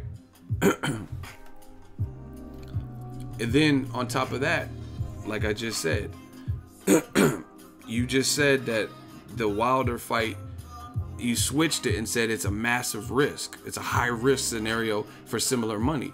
So which is it? Joseph Parker was tougher, or the Wilder fight is a massive risk? See, and this is uncanny what people are able to get away with in today's like media, because how can a person say two polar opposite things and y'all call me the dick rider when I'm not saying anything that's different? The reason people are mad at me on when I did the interview with the Boxing Voice, and I wasn't even talking about I was just breaking down the fight. So these motherfuckers are just mad from previous videos because I didn't even say anything exclusively opinionated in that video. But the reason people are mad is because the walls are closing in. They see that, and they see a level of consistency, and now they're feeling fearful. Now they're getting scared. Now that they see that these contradictions are now being put out there, and it's making too much sense. So now they're attacking me. Oh, you're a fucking bloody cunt and cunt ass wanker and chak chak get bang and all this stuff. That's why. But how is it that I'm the bad guy for looking at this and showing you proof, tangible things that you guys can, if you're obviously online, you can research these same interviews. You know what I mean? And I'm not saying anything that 2 months ago, 2 weeks ago was vastly different. I've maintained the same outlook for this fight. You know, and the only thing that'll change that is if I'm like, oh, I think Team Joshua did X, Y, and Z, they don't want the fight. But then I see something that's clear cut that shows that Wilder won't fight, then I'll tell you, okay, Wilder, they called his bluff. The ball's in his court now. You know what I'm saying? But I'm not saying things that are totally different than what I said a week or two ago. What have I said? What have I switched up on? I'm on my pivot, you know what I mean? I'm like posted up. I'm like, remember when Birdman, I ain't gonna say it no more, and he stood his ground? I'm planted. I'm right here with it. I ain't gonna say it no more. Quit playing with me. Don't tangle and twist it, you heard me? Like, I'm posted. I'm not moving like what I'm saying. But let Eddie Hearn say something, and you hear, it's like an ocean wave. It don't matter. You know what I mean? Depending on when you catch him, is something different. One, Joseph Parker's a tougher fight, but then you do a Fight Hype interview and you're talking about massive risk, commiserate, massive. What? I thought he was the easier fight. Then you do an interview talking about, oh yeah, I think this fight will do better than Tyson versus fucking Lennox Lewis, which was a over $100 million fight. Then you do another interview and you act like motherfuckers who believe that this is over $100 million fight are fucking out of their wits, out of their mind. Oh, who said this was going to be a $100 million fight? You motherfucker, you said this. You alluded to this being a $100 million fight. You guys are pitiful, to be honest. And I'm talking about you fans. Eddie Hearn, he's a businessman, so he's going to do whatever's in the nature and the best interest that he feels of his business. But you fans, a lot of you are pitiful. Pitiful, because you accept this. You'll let someone piss on your leg and tell you it's raining. I'm not doing that. Ego Army ain't doing that either. Pensacola, we talked tonight. He said this, like okay, a movie I'm big up on, Avengers. I just told you I seen the movie on Saturday after the Jacobs fight. I liked it. I enjoyed it. So let's say immediately after I did the vampire stream. I did a vampire stream and I'm like, man, that's a badass movie. I think this is going to break all Marvel records. I think this movie is going to do over $100 million in the States. And let's say I said that on a vampire stream. And then today I'm like, man, that movie, that shit ain't going to break no records and all that. Then you guys would be like, what the fuck? You just said on Saturday that Avengers Infinity War, you think it's the best Marvel movie and it's set to break Black Panther and all the other records of Spider-Mans and shit like that. But now you're telling me something totally different. You guys wouldn't accept this from me. You wouldn't, you would be like, damn, this motherfucker's all over the place. But I guess if you have the complexion for the protection, I don't know. You got the complexion for you. If I had blue eyes, then maybe I could say it. But I don't get it. I don't see how you can hear a motherfucker tell you two different things in recent two different interviews, and then I'm the dick rider for associating with what he said in these two interviews. Crazy. He literally said, I think it'll do. I hope it'll be over 100 million. I think it'll be over Mike Tyson and Lennox Lewis. And then you do another interview and you're like, oh, who said it's going to be 100 million? There's no proof of that. How do we know that it'll be? What? You said this. Crazy. But at the end of the day, I lived through Mayweather Pacquiao, this was worse. You know what I mean? Mayweather Pacquiao was worse because you had like a lot of racism. This fight, you have two black fighters, so you don't really see all the racial undertones going on. You know what I mean? But you had the black channel. You know what I mean? You had the black guy versus the Filipino guy. That's how racists looked at it. You know what I mean? So that was actually worse because it was a much anticipated fight. It was a good fight. It was a fight that looked competitive on paper with good characteristics. But at least with this fight, it's two black fighters, so you're not really getting that massive racial innuendos and undertones. So I've already lived through Mayweather Pacquiao, and I seen how that, and I was writing that, and I'm like, goddamn, I'm gonna be right with this too. So yeah, it's mind-boggling how people can act like they don't see this stuff. And see, this is how we know who's the real boxing fans and and who's not. Because if I'm like let's say we live in LA. LA traffic is terrible. I just got back from there. Horrible. I love California. I rep California. I live in California, but I'm up north. But I'll tell you, that's the one thing I don't like about LA. The traffic is fucking. You want to go 6.1 miles, it might take you an hour and 45 minutes. You know, if there's an accident, it could be longer than that. So I said that to say this. Let's say I've lived in LA my whole entire life, and you every day have to go to, or 5 days a week, you have to get from point A to point B to get to your job. And I'm saying, yo, I lived in LA for 50 years. Let's say I was 50 years old. 60 years. I could show you a shortcut. It'll save you a lot of gas. It'll save you a lot of strife and struggle and headache. And it's very simple. It's nothing illegal. I could show you this back roads to get from your house to work. And it's going to reduce your time and your whole travel commute by at least 60%, 70%. Right? So what would take you 2 hours to get to, you'll be able to get there in 45 minutes or less, right? Would you guys in turn say, Man, fuck that. I don't want no back road ass shortcut. You full of shit. And I'm like, no, wait. I can show you. I'll ride with you from your house to your job and prove it to you. Man, fuck all that. You trying to prove shit, and I'm gonna go the way I always went. That wouldn't make no sense, would it? You guys would hear that person out.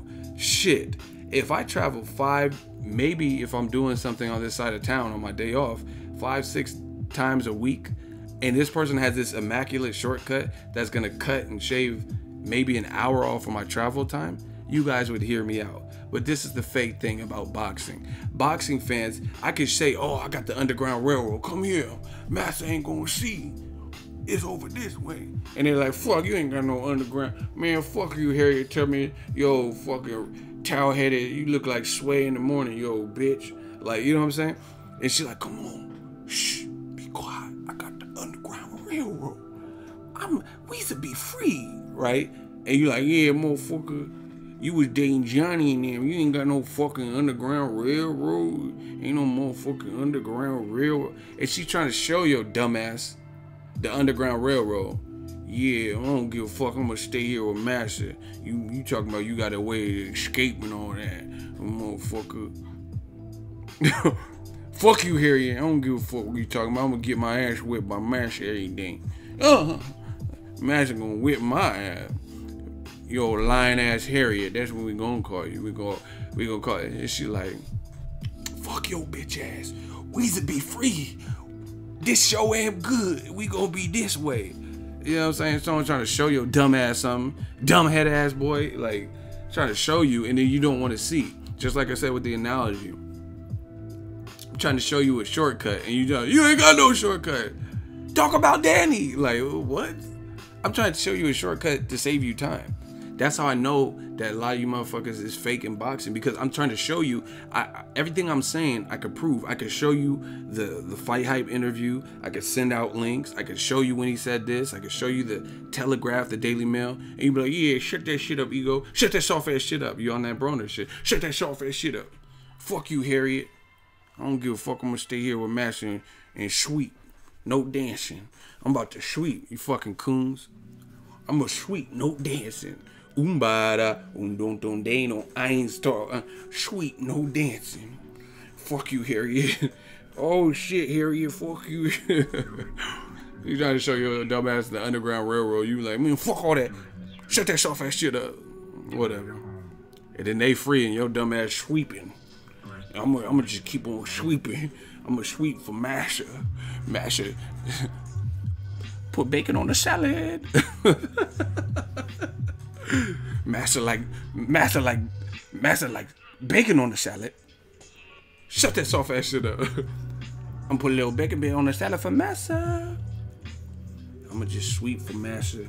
We got this Febreze. I'm gonna spray like Febreze in this place. I'm gonna sweep this poach. I gotta sweep this poach his way. Master don't like when I don't. Hey, y'all motherfucker said sweep the yard. I'm done. Oh my god, that Columbus short day. Gotta sweep in the back. Master like some bacon on his salad. Hey, everybody put Master like some bacon on his salad. Somebody trying to show y'all, you just, shut that soft ass shit up. Like, bro, I'll show you where Eddie Hearn say, shut up. He's like on some Pinky shit from Friday. Like, I'm trying to say Eddie Hearn said to Fight, shut up. But Anthony Joshua, say another motherfucking word and this shit is over. And I ain't playing, nigga. Like, what? Hey, Joshua and Eddie Hearn are on tape. I got to say it again. Say it. Oh, shit. Oh, shit. Oh. Say another motherfucker and this shit is over. Like, what? Master like some bacon on his salad. Y'all dumb. Some of y'all are real dumb. Shout out to the real ones that support, but some of y'all are dumb. Say another motherfucking word and this shit is over. I'm trying to tell you, Day Day and Eddie Hearn just spoke. Say it again. Say it again. Oh shit. I blow. Oh shit. Say pinky nickel. Like what? Someone said go back to Retro Cucamonga. Hey bro. These comments coming through. Oh my god. He said that nigga had me scared, but I held my own though. No, do I know? Goddamn cover case. The pink motherfucker. Try again, motherfucker. Oh my god. Someone said we gonna be in a whole heap of trouble. A whole heap. Motherfucker. See, I work for myself. I can say what the fuck I want. Y'all be like, Massa like some bacon on his salad. Y'all be doing that Salt Bae for Massa. Massa like bacon bits on his salad. I can't even say it. Hey, y'all be Salt Bae for Massa. Massa like some bacon bit. Massa like that bacon. Massa like that bacon on his salad. I cannot get jiggy with this. It does smell like shit, doesn't it? But see, that's what boxing fans in. That's what you have to grow to the realization that that's what it is. It's like, hey, motherfucker, try again, motherfucker. I'm telling you, I could show you where Eddie Hearn said that. Say it again. Oh, shit. Like, you on some pinky shit. Like, I'm trying to show you, and then they still gonna hit the dislike. What you hitting the dislike for when I'm showing you what I'm talking about? That's how I know motherfuckers be scared. You scared that the truth is being realized. That's what it is. So now you know, fuck you, Ego, 78, all of you fucking channels, you guys all suck. You and 78, you fucking butt buddy channels and the black channel, like all that dumb shit. And guess what? You look dumb as fuck because from white to black to Puerto Rican to Asian, America, we got this. Like, I have never seen American media and people who talk about boxing on the reg so in unison with what's going on. I mean, you got the black channels, and you also got old media and Dan Rayfield and like USA Today all saying the same shit. But you gonna blame it on the black channels. They just don't like Ed. They just won't give him his credit. He's a phenomenal he's a promoter. Like, what? You know what I'm saying? Y'all mad at the boxing voice I hear? Like, all types of shit. Oh, the Wilder dick sucker channel. Like, notice I'm not talking nothing about nobody's penis or dicks or drinking like jizz and all that dumb shit y'all talking about.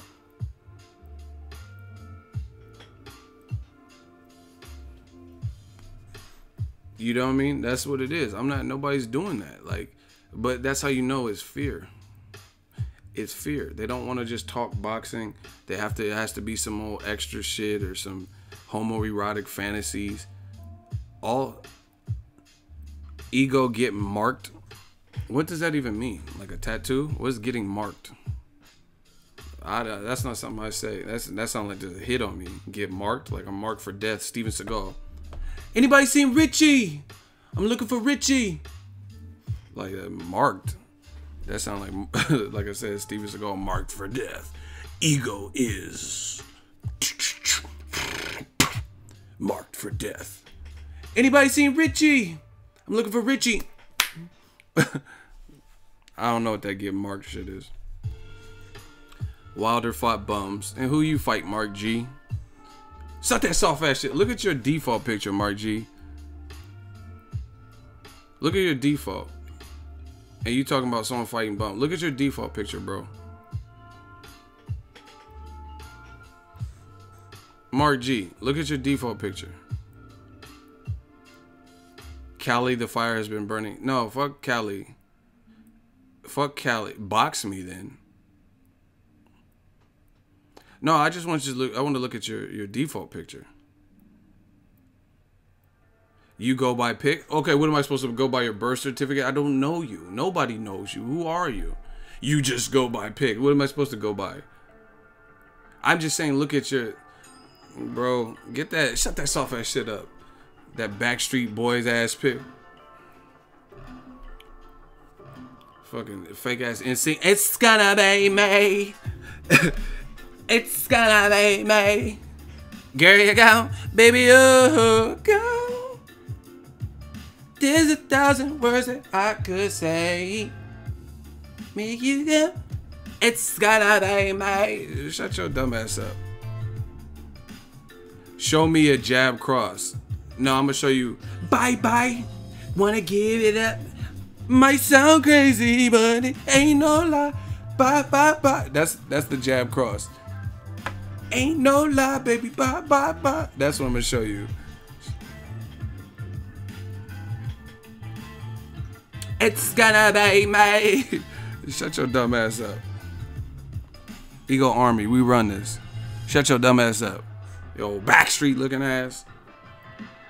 The motherfucker went from, you're judging my pick. Box me then. Okay, box me. I challenge you to a duel in fisticuffs. Box me. Show me your right cross. Uppercut. Fuck it. Whatever. You do Taibo. That's cool. Box me then. I challenge you to a duel. What am I gonna fight fans for? You a fan. Whether you want to hate or not, you a fan. What am I gonna fight fans for? I remember you from the stream. I went 15 rounds with John L. Sullivan. What the fuck am I gonna fight a fan for? Like, we got beef? Is there some street shit? What am I, like, if I see you, Mark G, it's gonna be me. If I see you, right? So I pull up, you're at the same spot. I'm just gonna be like, I remember you from the comment section. Fight me. Challenge you to a duel. Oh, you a Jersey boy? That's cool. I don't, like, I'm a diss. I don't care where you from. But what would we be fighting for? Like, I'm just trying to understand, because I'm from the Bay. Like, I gotta understand. I don't know how they do in Jersey. I don't know who you be. I don't know who you lost to. If you see me, I'm running. Bro, you all over the place, bro. First you said fight me, then now you say you're gonna run. But like, this is what I'm saying. Motherfuckers always be talking about like this fight shit. Like, that's cool. Like, I don't know. See, people who talk about fights all the time that don't professionally fight, maybe, I don't really believe them. Because if you've been in a fight, you've been in scraps. You know what I mean? I know dudes, like hood dudes that knocked out like a vast majority of people they fought on some street shit. They don't even talk about it and let other people talk about it. You know what I'm saying? Oh, tell them about that time we were at that bar. You know what I'm saying? So there ain't nothing to talk about. But I just want to know why would I be fighting fans? You left a comment in the comment section. Shout out to Kamal, $2 super chat. Triple G said today his middleweight title reign is better than B-Hop. Yeah, I seen that. I don't know about all that. Like, what? That's not even worth responding to.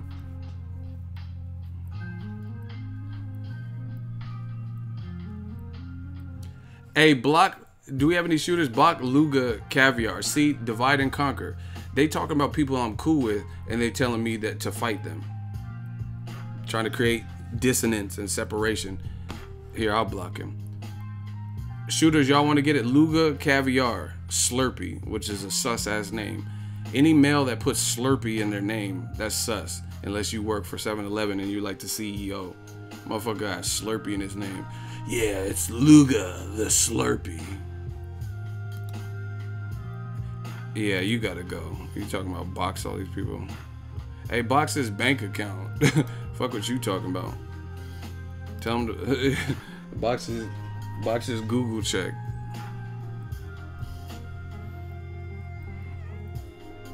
They mad.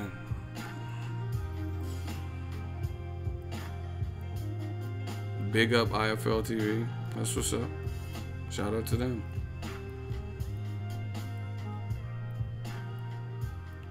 Loogie got burnt. His name is Slurpee. You'd think a mortal named Slurpee with Slurpee in his name gonna out roast me? I'm ego killmonger. Passive student. I know they be lying. It's cool.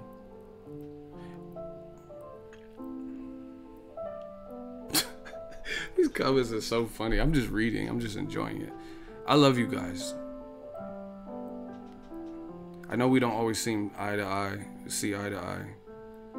but I got love for you guys.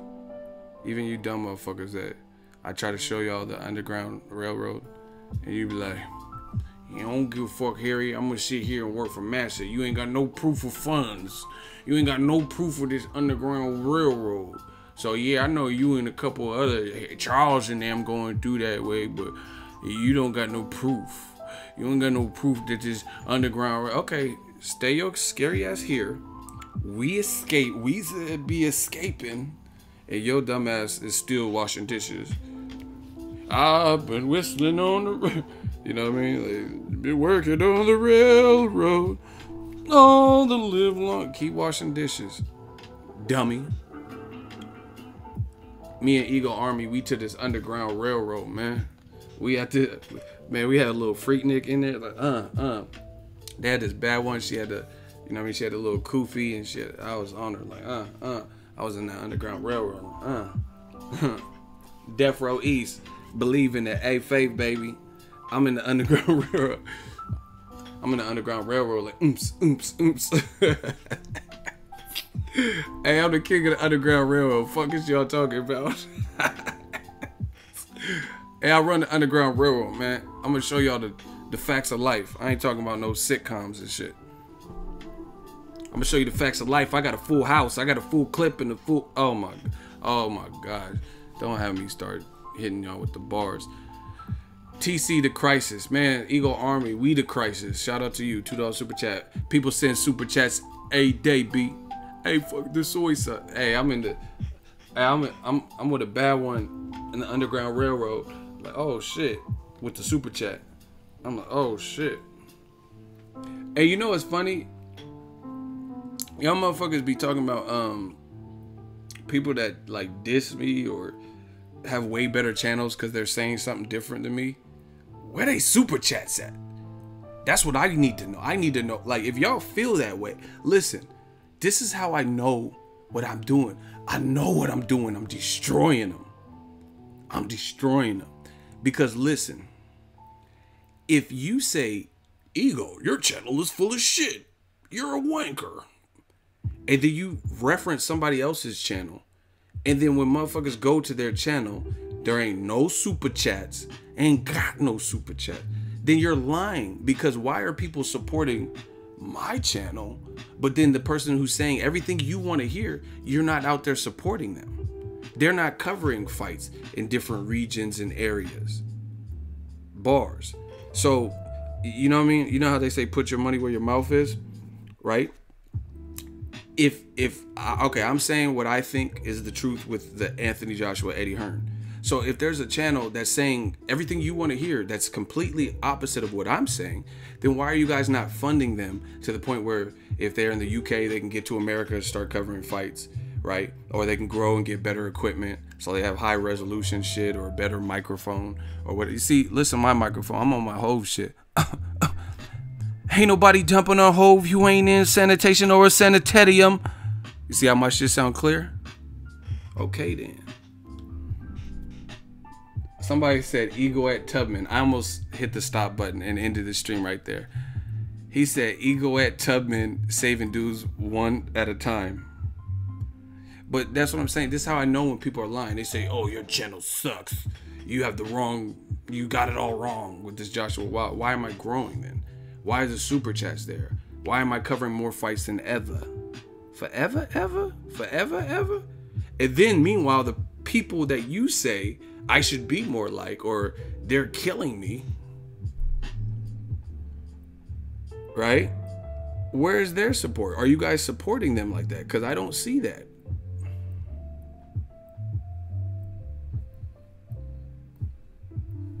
So, you know what I mean? If that's the case, there's a scene in the Arnold. What is your daddy? And what does he do? Like, there's a scene in Kindergarten Cop. And Arnold is the new teacher, but he's an undercover cop. And he's like, yeah, do your homework. Like, right? And the kid was like, he's like, you're new to this. He has this raspy ass, Jadakiss ass voice. And the little kid he said something like, he's like, Miss Johnson's better than you. And Mr. Wilson. and Sydney, the janitor. And he starts naming all these people that were better than Arnold. And he was like, is anyone not better than me? Like, Arnold's like, is anyone not better than me? Because you just listed all these motherfuckers that are better than me. You know what I mean? So, my point is this. When the kid was listing all these people that were better than Arnold, just like you guys do to me because you don't like what I'm saying, right?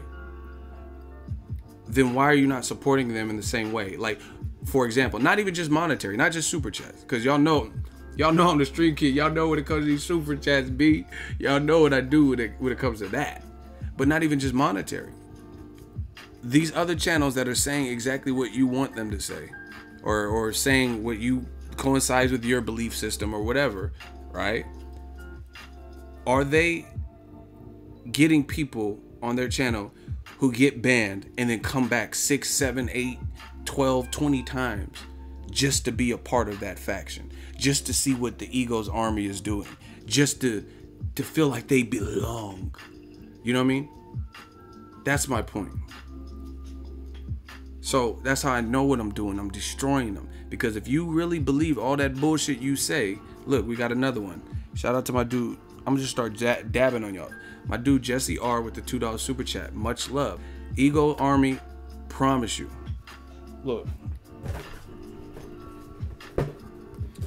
I gotta hide so you don't see my address. Motherfuckers be like, ding, it's Slave It, bitch. I'm here, motherfucker. Look. See, I'm gonna start doing my streams like this. They call me oh shit. Y'all almost had me clapped up. Call me Young Amazon Prime, man. I just ordered something new for the channel. We taking it up to the next level. I'm in my prime like Optimus, Amazon. You know I do my thing when the camera's on. All your bitches look like they from the Amazon. I'm in my prime like Optimus, though. This is the movement. I love Amazon Prime. This is the new Ego Army hat. I got some new gear for y'all. We're going to enhance the quality. We're going to cover more. We're going to do more. We're going to see more. And y'all are all invited to this journey. And the haters, they're not invited to the journey. But they're going to get blocked and they're going to come back because they want to be a part of the journey. See, look, Callie, he said he wants this Ego hat. This is my new shit. I'm gonna just be like, yo, if you want to be at the fight, son, and you want to pull all the girls, you know what I'm saying? Get you an Ego hat. Get you that prime. Hey, that shit was kind of heavy. There's always one person. That box is dirty, though. You act like I'm eating spaghetti out of it. What the fuck? It was on my head, which is protected by my hat. Motherfucker started, that box is dirty, like I'm just eating cereal out the box. See, look, the army got me. This is why they mad. Shout out to my dude. We gonna just start throwing up the rock.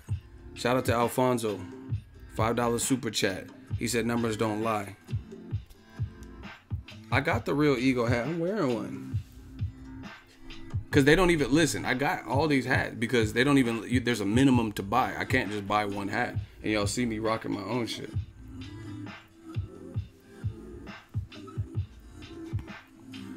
Like 50 said, get the strap.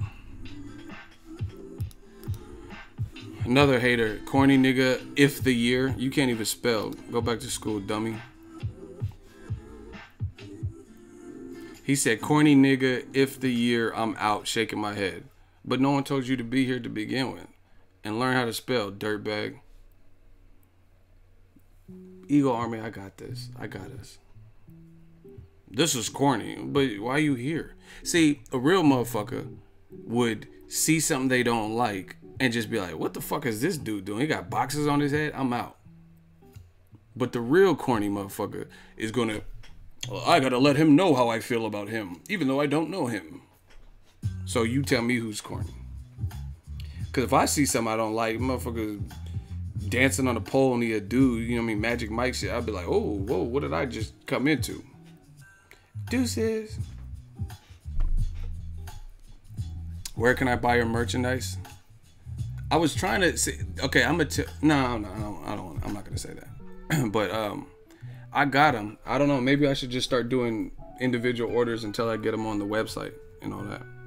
You guys, if y'all want to email me, I can send you the color options, the colorways we have. See, shout out to my dude Sterling Patterson, $5 super chat. We here to entertain, baby. Gang, gang.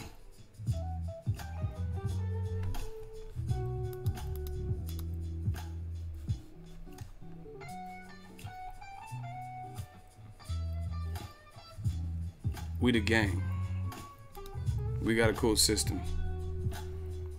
I do need an intern. We getting big. It's getting too big. Like I'm not trying to sound cocky, but it's really getting too big. Like to the point where it's like I get a lot done, but it's like there's little avenues and stuff that it takes me a while to get other things done because I like to be in front. You know what I mean? I like the camera stuff. I like the editing. So we're gonna figure it out though together. Ego Army, we talk tonight. I don't know you beat, I don't know you lost to. Shout out to Artemis, $2 super chat. Ego, they love you, even haters on the other channel. Listen, see, you know, I don't even listen to his music, but Tekashi's popping right now. You know what I mean? I don't know all about his music. This is the definition of clout chasers. You notice I don't ever mention anybody in a negative way because I don't know what people are doing. I really don't. I'm out here living my best life. You know what I mean? We've been knocked down. We've had some bumps and bruises on the way. We've had just fought all types of stuff. I don't care what other people are doing. I care about the Army. I care about what we doing. Pensacola, we talk tonight. But a lot of people want to clout chase and talk about what the next person is doing, and like I get like this. I get like crazy. Like this is how you know it's real when you get unbelievable hate that you can't, undeniable hate. You know what I'm saying? Like, why would, I've seen people leave comments like, why would anyone consider giving Ego a super chat? Like, wow. You're gonna just openly hate like that. You're mad, pocket watching. You worried about someone else and their bank account. What if they're millionaires and it doesn't hurt them, it doesn't affect them, so they can slide a $5, $20 super chat? You worried about the wrong shit.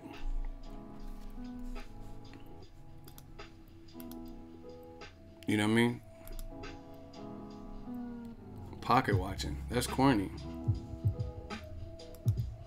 Why would anyone give him a super chat? He's so biased. Well, obviously, maybe they don't feel like you feel. Just because you think I'm biased, maybe you're really the one that's biased.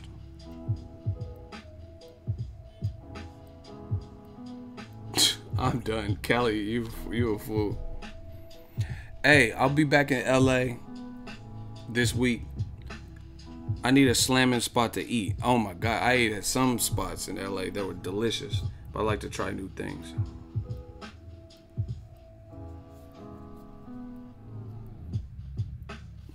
Bro, Ego legit entertaining as fuck, and he a dude with a camera at him. People hate what they don't understand, fear what they can't conquer. Nas.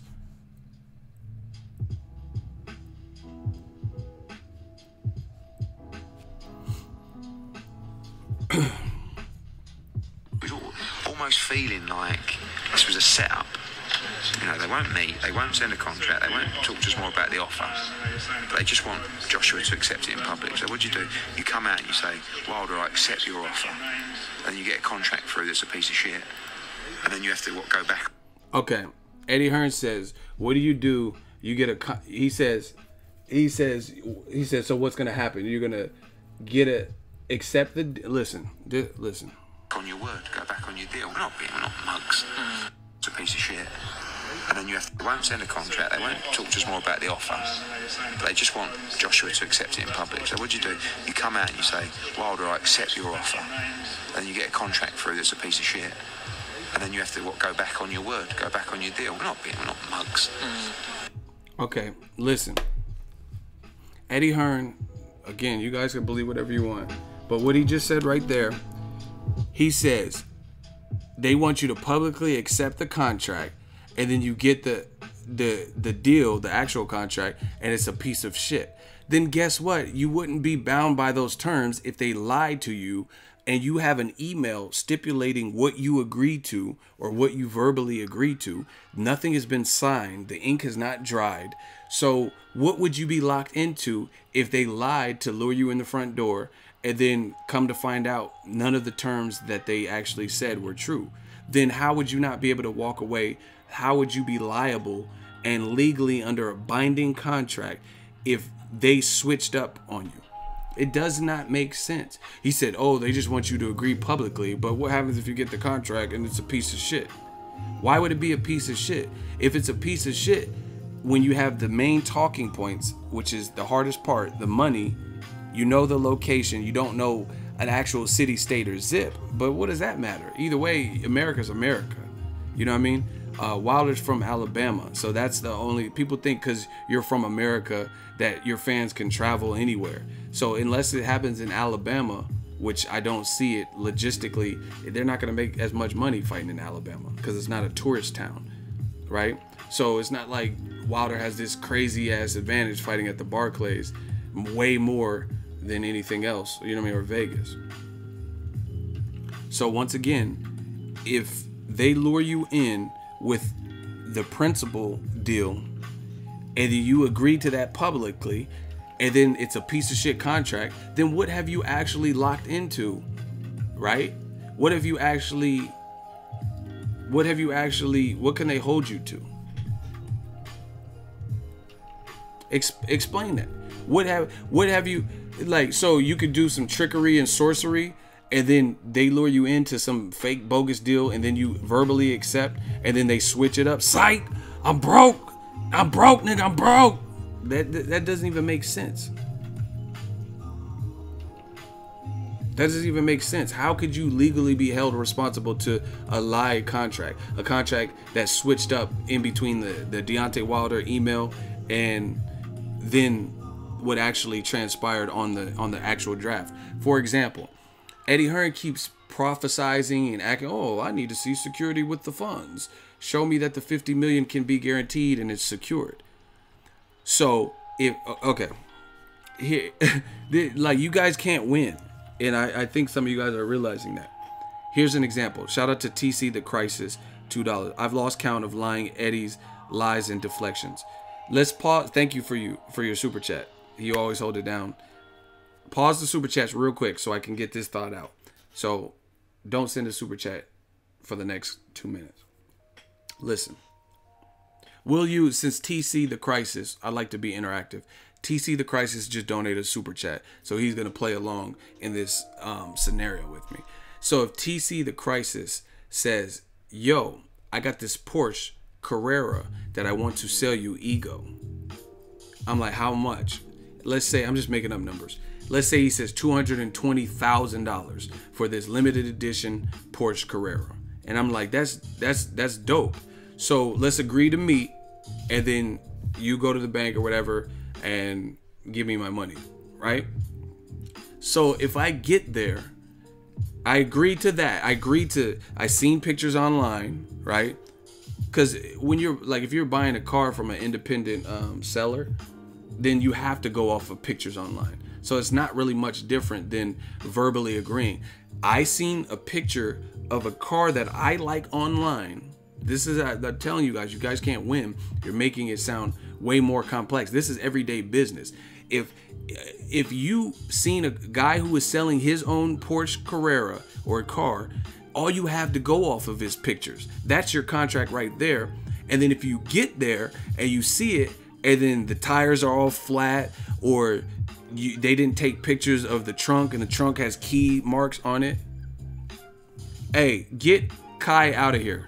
Get Kai out of here, because I don't have time to. This is what they try to do. They try to create distractions. Do I have any shooters that can get Kai Jerdawi out? Get him out of here. I don't have any time, because they want me to pause the narrative so they can distract you guys. Get Savage out of here. Do I have any shooters in here? Get all these motherfuckers out of here. Y'all gonna let me say this point. Hold on. Shooters, be on it. Get Savage 41502 out. All of them. Thank you. Listen, y'all got to stop with that. See, this is like when you're arguing or debating with someone and they try to talk over you because they know you have good facts and you've been coming with points. So they try to talk over you, try to distract the conversation, get sub arguments going on in the conversation. Shooters, if you see anybody who's just, all I'm asking for is the floor for the next 3 to 4 minutes to say this analogy, and then you guys can talk about whatever, but we have to have some order. But if you see people trying to start small fires in the comment section, clap them, because this is what they're trying to do. They are trying to create diversions and deflections. We're not allowing that. You will let me finish this point. So shooters, I don't know if I just have Ricky Rick, be on the lookout. All I'm asking for is like the next 3 minutes uninterrupted with, oh, I disagree, and all, right? Cool, back to it. This is everyday business. If somebody is selling a vehicle, they're gonna take 3 to 5 pictures, post it online, say their asking price, detail in the description what's wrong with it, or oh, it's been serviced every month, it's Kelly Blue Book value is this, That is the only thing that you have to go off of until you actually meet up. So that is the same thing as a verbal contract. Hey, if everything checks out when I go meet this cat for this Porsche Carrera, then and I got his bread, then we got a deal. But obviously if you get there and then he didn't document that the trunk had been keyed, 3 of the tires are flat, the gas cap is missing, there's cracks in the windshield, and he didn't take pictures and none of that, then of course you guys aren't gonna buy the fucking car. You'd be like, oh, I didn't know this had a crack in it. I didn't know the AC didn't work. You didn't mention any of this. So when you're testing the car, you've already agreed. So you've done your due diligence by saying, hey, I want to meet up.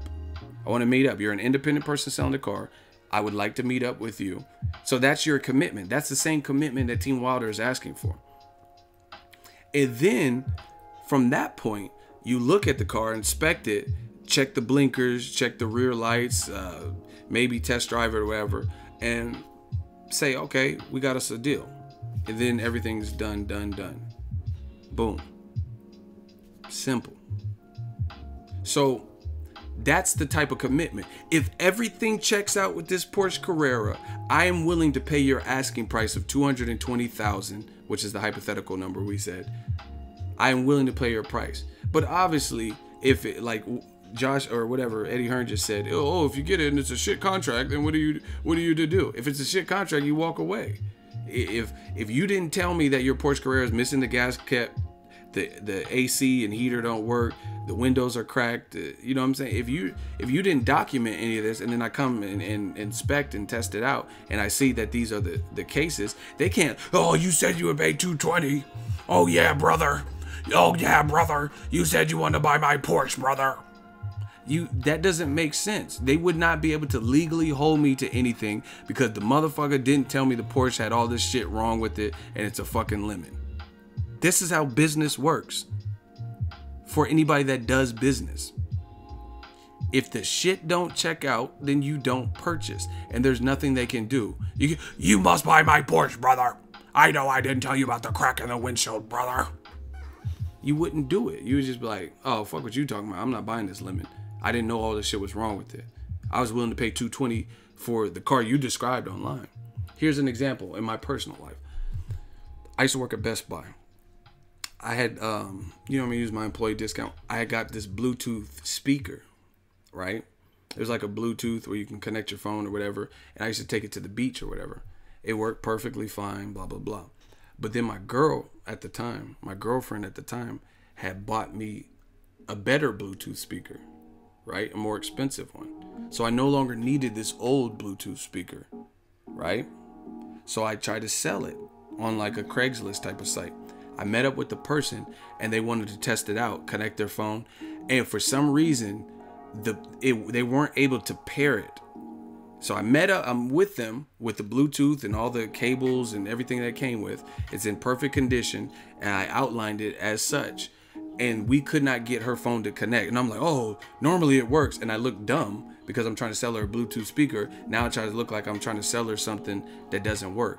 Bottom line is, she said, oh yeah, if it's having this difficulty connecting, then I think I'll pass, because we tried at it for like 5 to 8 minutes or whatever it was, and I couldn't get her phone to connect. I don't know what, all of a sudden when I'm trying, I never did that to me, but when I was trying to connect it to demo it for her, it wouldn't work. So she was like, no, I'm cool. Like, because if it's all this, I don't want to, you know what I mean, spend my money, $50 or whatever, if we can't even get it to connect here and now. That's not a good first impression.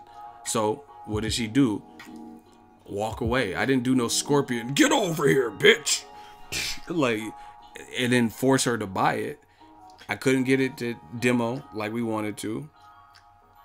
She wasn't having it because we couldn't get it to connect to her phone, or my phone for that matter. Couldn't do the demo. And then she seen it was having problems, so she's like, I don't want that piece of shit. You know what I mean? I can't. So I don't know what happened. And then I later end up selling it with no problems. So I don't know why I did that.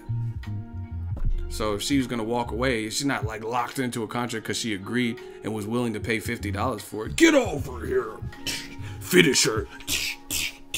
Like, that's not how business works. Fuck is you talking about?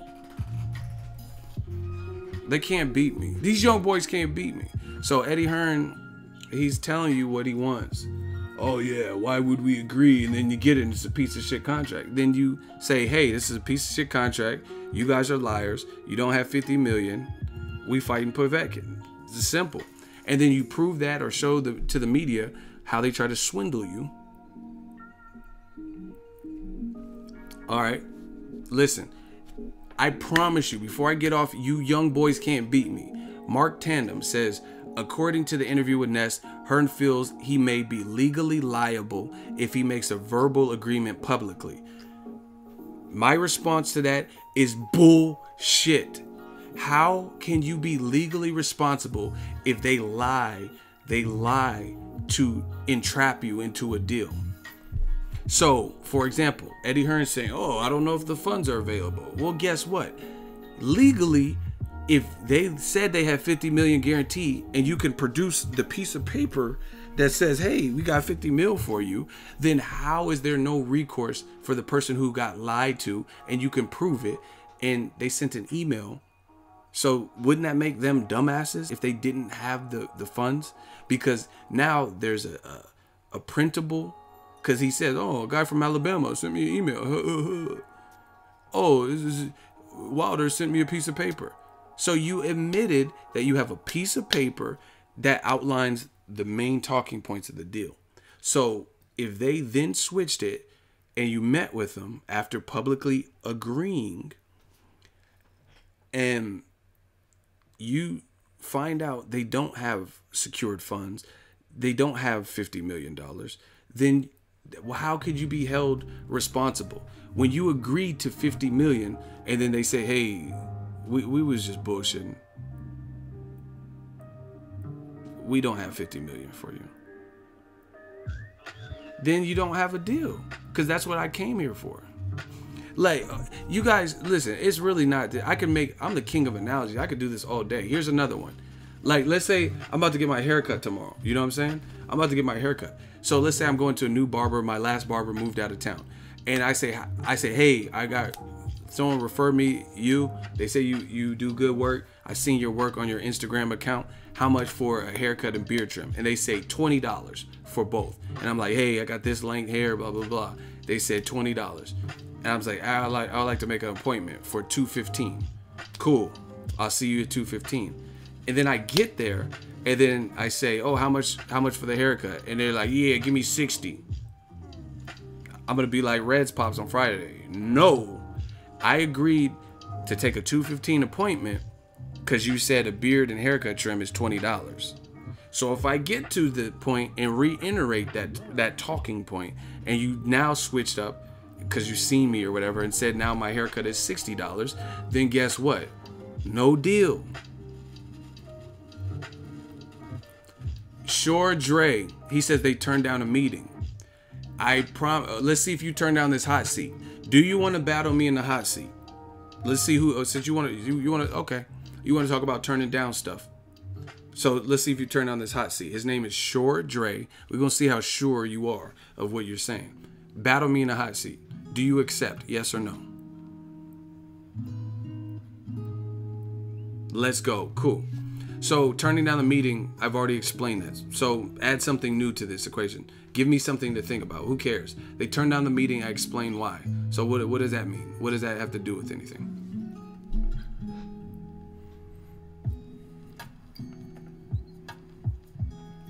Explain your stance so we have a starting point. Explain why you wouldn't turn down a meeting. Say something, please.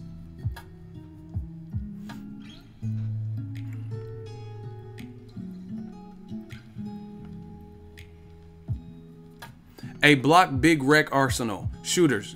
Big Rick Arsenal till I die. Arsenal, which is a UK team, block him. He's putting stupid shit. So we know where that energy is coming from. Block him. No questions asked. Big Rick Arsenal till I die. Well, you about to die in this live stream right now. Thank you. That's one. Now, come on, Big Shore, whatever your name is. You so sure.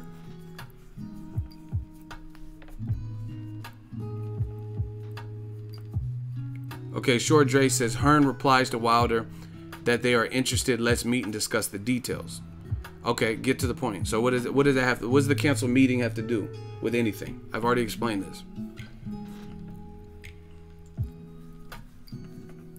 We get it. I understand there's a cancel meeting. What does that have to do with accepting the deal verbally? And then you'll get the meeting. They say they'll give you the proof of funds. You won't be locked into anything because it's just a verbal contract. So if they don't even, the bullet points that they have outlined, if they now switch those, then it'll be a no deal scenario. So explain, what does the cancel meeting have to do with anything? I explained why they would cancel the meeting. So again, the ball's in your court, Short Dre. We're gonna see how sure you are.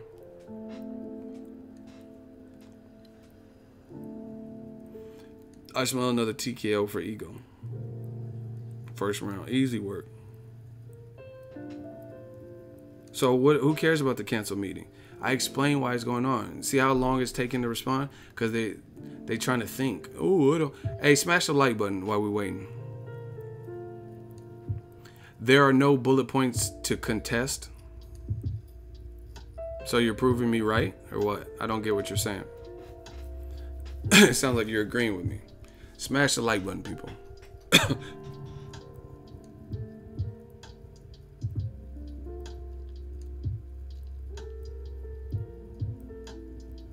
What is he saying, y'all? I don't understand. He said there's no bullet points to contest. I just gave you countless examples. I don't know when you joined. I don't know who you beat. I don't know who you lost to. But I just gave you an example. If there's an independent car seller, someone who's selling their old Porsche, and they take a couple pictures, they have an asking price, they give as much of a description online as they can, that's the first order of business. I see it. I'm in the mood or looking to buy a new car. So I contact them, hey, can we meet up? And then everything goes cracking. So I agree to the deal, ask as much questions as I can on the phone if that's possible. But if they're like, just, yeah, come down and take a look at it, then I'll be like, okay, I'm gonna come down. Because I know I have the money to buy this Porsche. And what they've already outlined is enough detail to get the ball rolling. If they said I have a Porsche that has 40,000 miles on it, brand new tires, always been maintained, it's this in color, and have a couple pictures, then that's, once again, just like this Eddie Hearn, Joshua Wilder deal, that's the basis of the Porsche. Now, again, if I agree to that, I like what I see so far, right? It's not really hard. I like what I see so far, then I'm going to meet up with the person.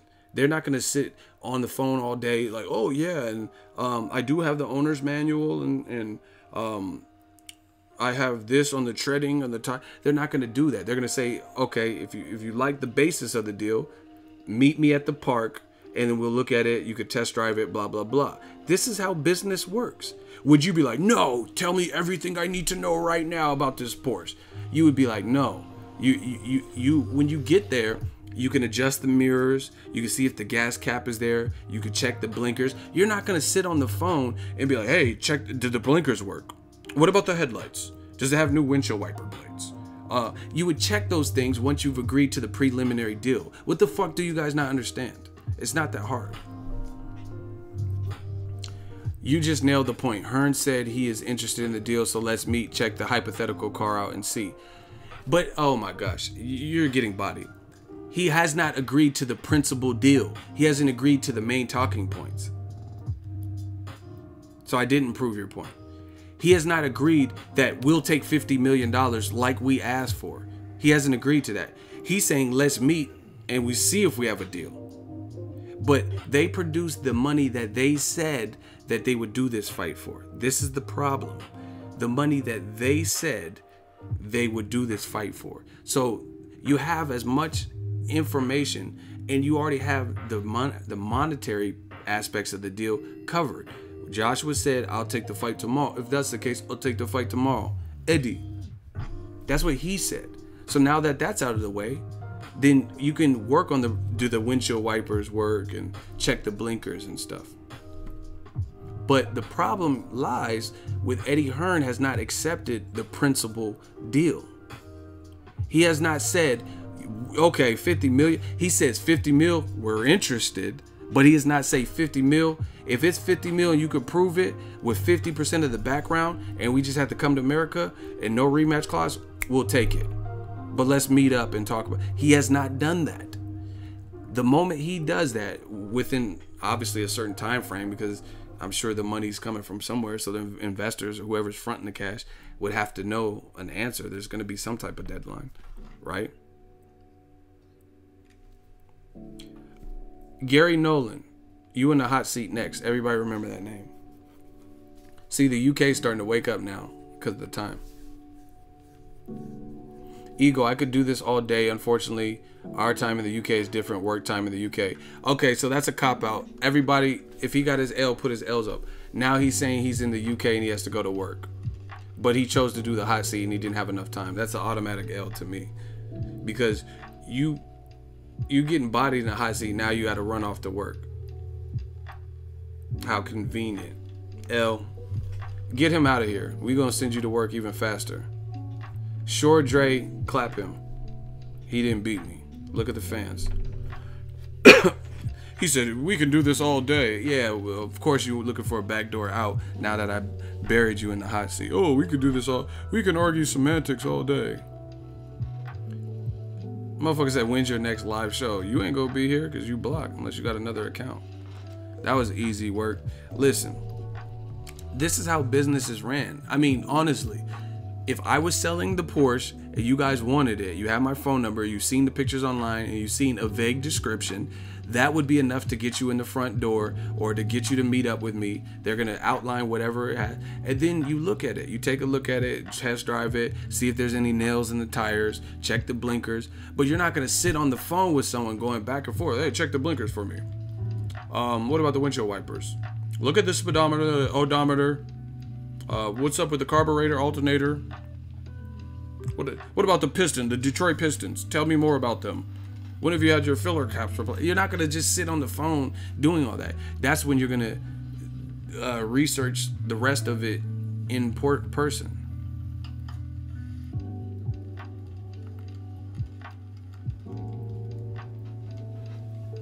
It's simple, people.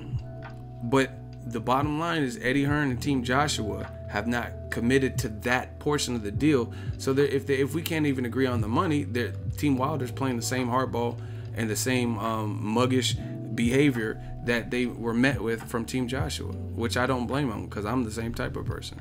If someone's coming at me foul, then I'm gonna come at you foul. This is where I'm from.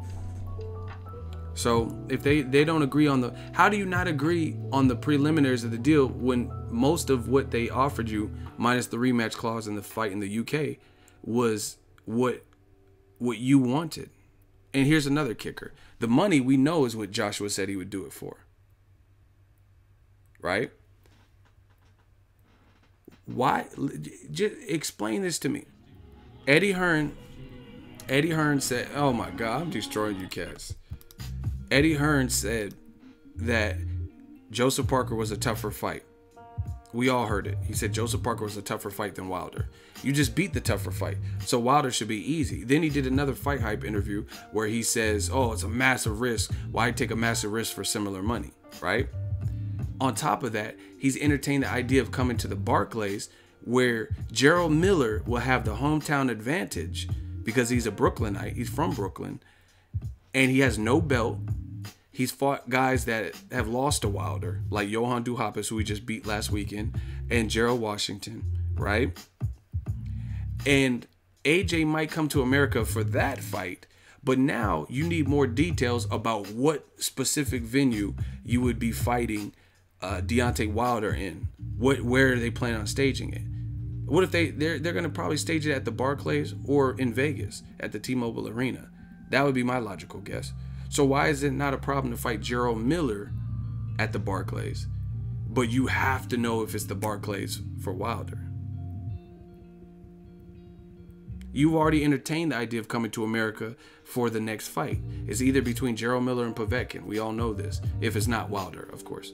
If Wilder is not in the equation, right? So if you've already entertained publicly that you would come to the Barclays for Gerald Miller, then why do you need to know specifically what specific venue?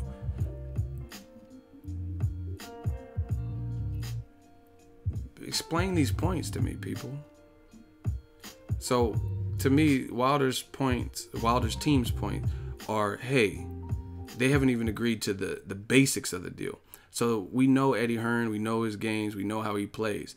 And the last time we came for the Daniel Jacobs other fight with Luis Cuba Arias, we met up with him, and what was Eddie Hearn doing? He was bringing up Dillian White. He was bringing up a Wilder Dillian White O2 Arena. Nobody's worried about Dillian White. Dillian White should fight Luis King Kong Ortiz. WBC ordered that. That's a great fight. The winner of that fight might be in the line for the winner of Joshua Wilder. Cool. You know what I mean? That's why you don't want to meet up with him. It's not about canceling meetings, but are you trying to meet up with somebody who's a window shopper, who's wasted your time in the past? Think about it, people. I'm not trying to meet. I got shit to do. So if somebody is window shopping, you do it on someone else's watch. I won't meet up with you either. It's because I've come from the industry. My dude RTD online might be able to attest because he does videography just like me. So when I used to do music videos, I can instantly tell who's really about that life and who really is in the position to get a video shot by me. I say, send me my song, half up front, half upon completion. This is what it takes. I'll come up with the treatment, blah, blah, blah. I outline everything. Now it's up to them to pull the trigger. And if they don't, and they keep stalling and keep reaching out, I've already gave you the basics of what you need to get a video shot by me.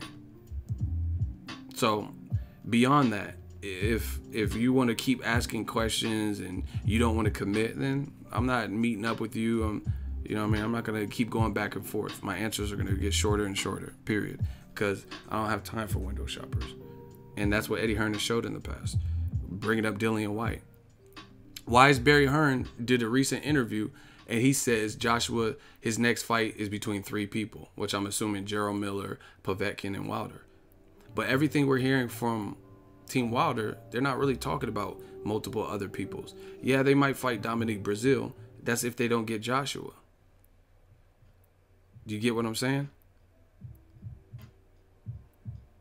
And like I said, this whole situation is easy to decipher and break down. You know what I mean? Eddie Hearn, it's a pissing contest. He don't want to be in just like Chris Eubank, right?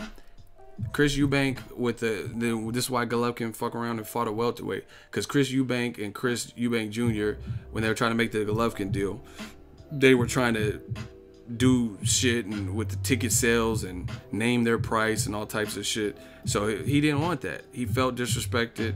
He felt like you know what I mean, pompous, like, oh, this is our show, Matchroom, we got this. You're not in charge. You're the fighter and trainer tandem.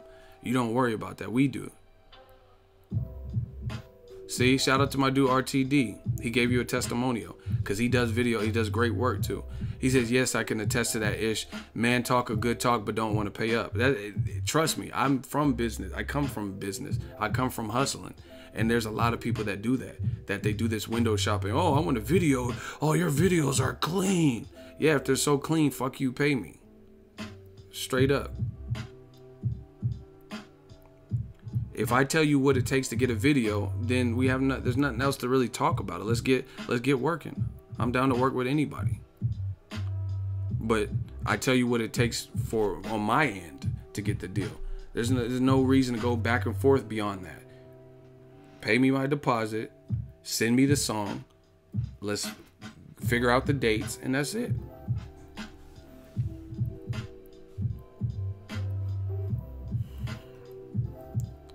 Black Jesus, I'm not even going to argue with you. I just told you, like, some of you guys are hard of hearing or you got earwax in. I just told you the reason not to. Why would you meet up with Eddie Hearn necessarily?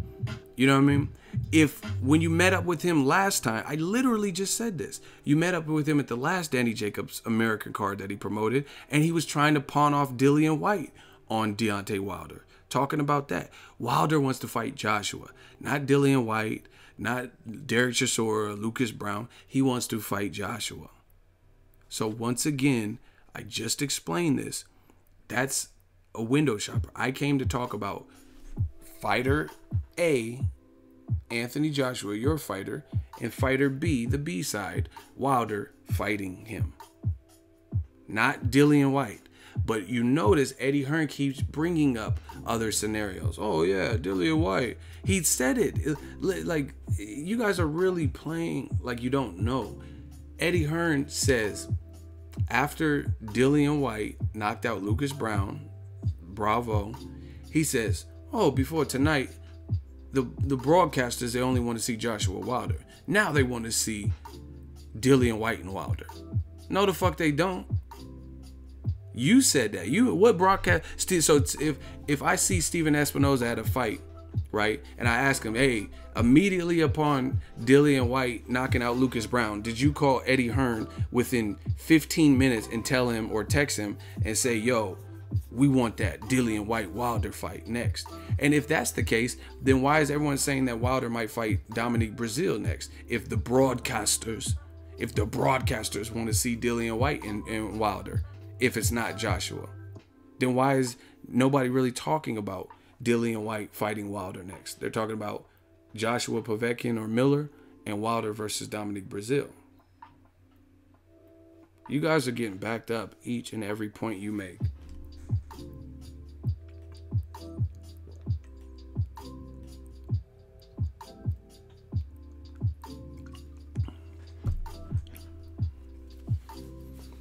Who cares? You guys are getting bodied. Eddie did overpay Parker, though. Who cares? That's a separate independent fight. And guess what? Wilder has knockout power, and so does Joshua. So more than likely, that fight will play out totally different because someone will probably get knocked out. So who cares what happened with the Parker fight? And even Eddie Hearn, he's kind of used that. Oh, we're overpaying guys left and right. So let me get this from Charles Martin, who is the champion, all the way to Joseph Parker. All them fights, 4 to 6 fights or whatever it is.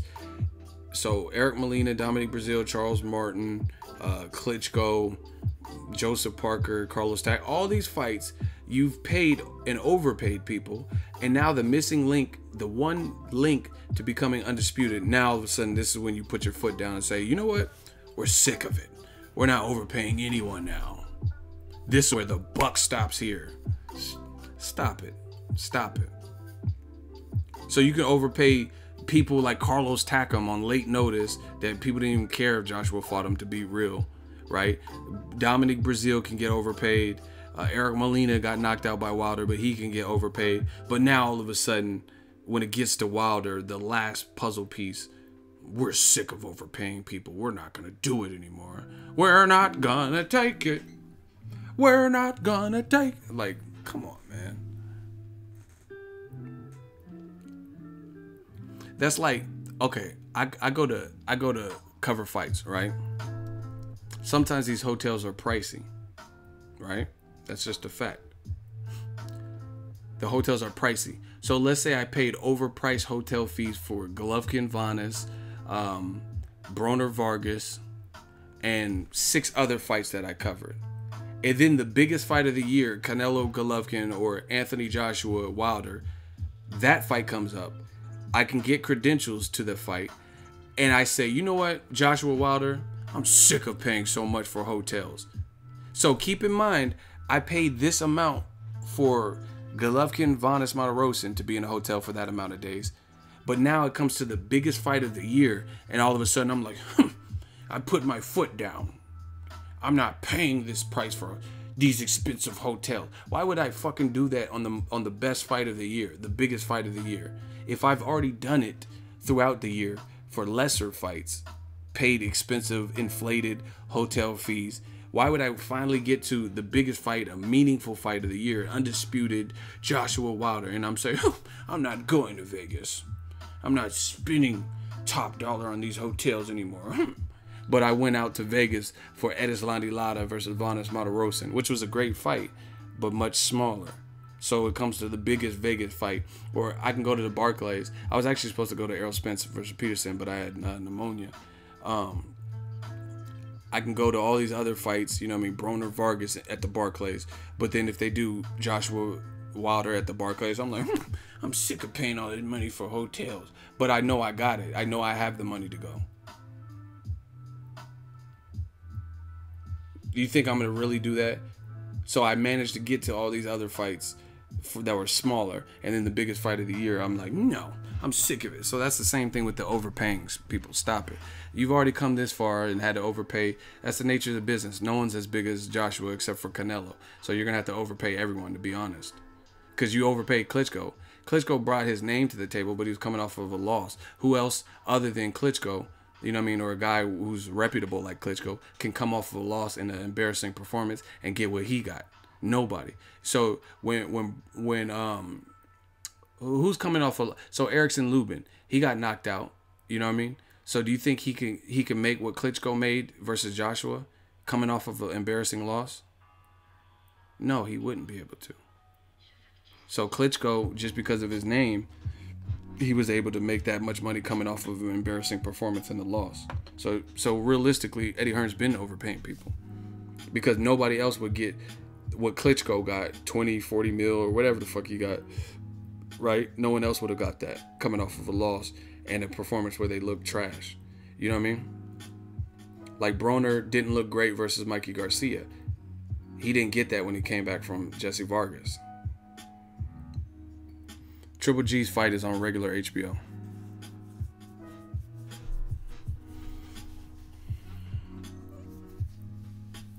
So, I mean, it is what it is. It doesn't look like the fight's going to happen next. I'm just calling it how I see. But it is what it is, man. Yeah, all these excuses. Just, you know, I would, to be honest, the way I am, it's not even about, I don't hate Eddie Hearn. I don't hate Joshua. I don't hate Wilder. Like, I'm in it for boxing. That's really what this is. But I would really prefer, I don't like when people insult my intelligence. That's to be honest. I don't like that. And Eddie Hearn has just said too many, between him and Joshua and that whole faction, they've just said too many different things that are conflicting. Hey, make sure you guys smash the like button. I don't know where we're at. I haven't been monitoring that.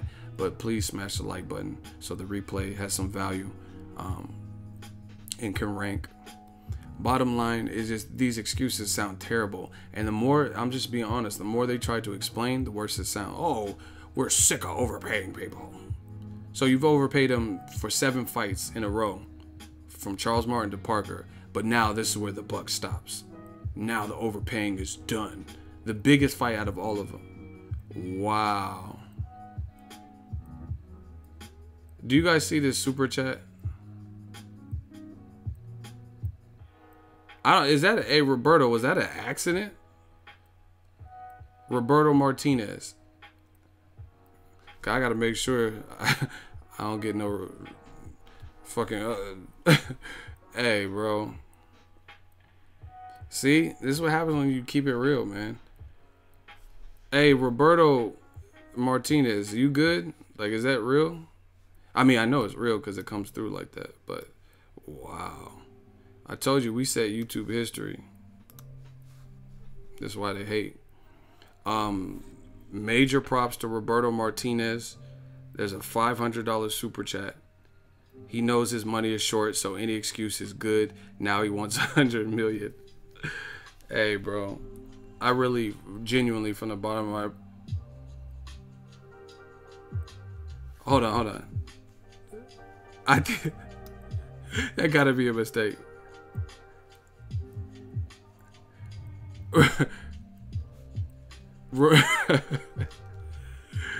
Roberto Martinez. Oh, you meant to put $5. Yeah. I'm not gonna go run off. Yeah, let me spend that because that's crazy. I know everyone don't got that like that. You know what I'm saying? Yeah, just whatever you have to do. I just contact YouTube help and tell them to switch it. I mean, I'm not gonna spend your money like that. That's fucked up.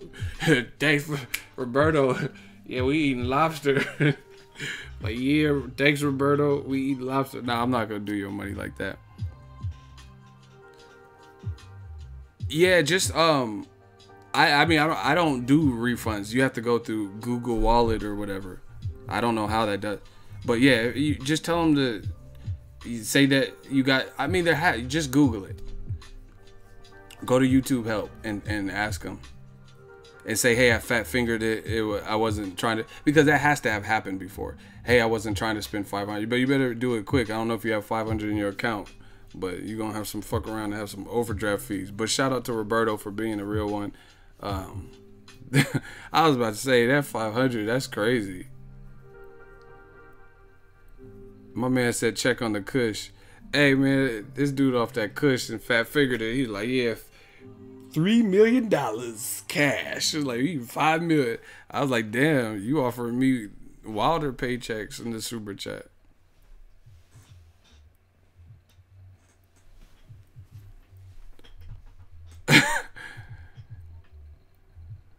Yeah. So just check with YouTube help and ask them what to do. I won't spend your shit. And actually, you know, the way, just not that it really matters, but the way super chats work is you don't get the money right away. You don't get the money until, like, my pay scale on YouTube is a month behind. So whatever my estimates are showing right now,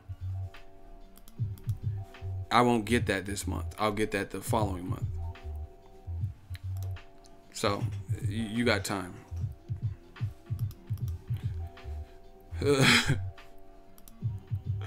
Hey, y'all funny as fuck. But yeah, man, I mean, these excuses are coming to a head. Someone said Roberto overpaid like AJ. Oh my god, that's funny, the timing too. We were just talking about overpaying, and motherfuckers, I'll show you overpaid $500 just to put this comment. Y'all funny as fuck. But yeah, man, I'm trying to see what's real in boxing.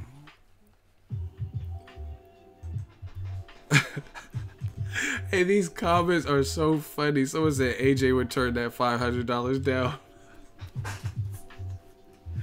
Oh my god. They'll be like, Eddie Hearn, and they'll be like, oh, look, can we meet and discuss this $500 super chat?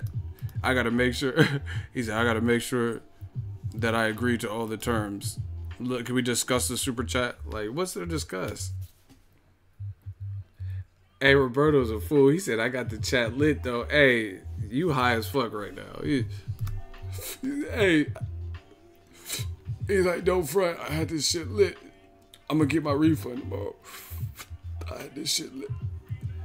Hey, Brian said you got to send them Eddie Hearn's proof of funds. Hey, y'all funny as fuck. He wants to know if the fans... Hey, he said it's not a big boss shit. Someone said we meant 500 pounds.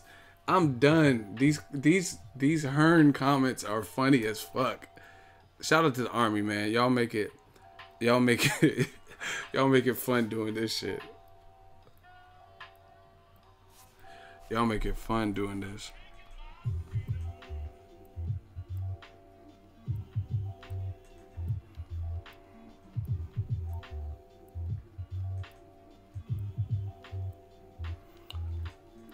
So said, hey, Roberto, I was about to go to the UK with your money, try to get that exclusive. I really would use that. I'll go to the UK. If y'all, well, that's if they would do an interview with me. You know what I'm saying? Ego Live is the best. Oh my God, my cheeks hurt from laughing. I'm about to get out of here. It's been real. Y'all asking if these funds are secure. That super chat came in blood red, looking like Tekashi 6ix9ine. That red.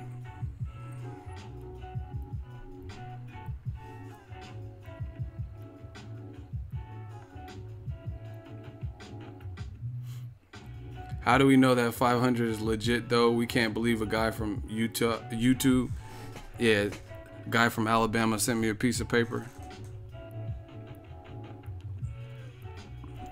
Someone says it's in escrow. Hey, these comments is lit. Y'all funny. What if I just ran off to the bank? Yeah, thanks, Roberto. Feel me? Oh my gosh. But shit, it's gonna get there. It's gonna get there where we start getting support even like that. Cause I've gotten PayPal donations that are pretty big. I'm like, wow, this is crazy. So I have an obligation to keep this shit up. I gotta turn this chat off. Y'all are too funny right now.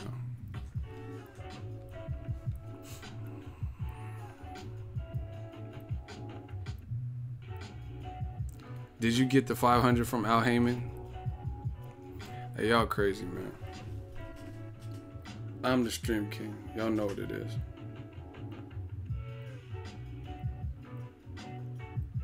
Roberto paid Ego step aside money to stop clowning Eddie Hearn. I'm done. I told you we the littest. This is why they always try to come back. But anyway, I'm about to get out of here. This kind of turned into a vampire stream. Shout out to y'all. I just want to see good fights, people.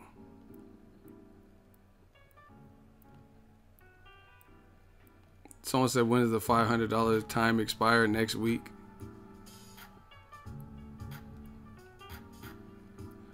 Wow. Yeah, this was a good stream, people. I'm just trying to work hard and produce some classics for you guys. Someone said it's going to be that blood red on the next stream. This whole stream was funny. What also was funny is these excuses. But like I said, I'm in my prime like Amazon. Young Amazon Prime. We on that narco stuff. We getting it.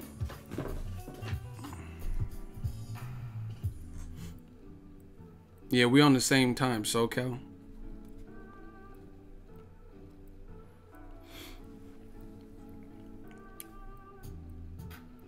I'm out. Thank you guys for tuning in. Shout out to Roberto Martinez. He got it litty at the end. The other dudes in their bag, Ego in his box. We working. 325 in New York. Someone says your $500 got my interest. Oh my gosh. Hey, Roberto Martinez says this is town business. He from Oakland. Shout out to Oaktown, man. Bay Area. Y'all funny as hell, man. This is why we litty. We just keep it popping. Have some fun, talk boxing. This is why they mad. I don't see other dudes live streams be jumping like this. Some of y'all can't do live streams because y'all don't have the charisma to do this.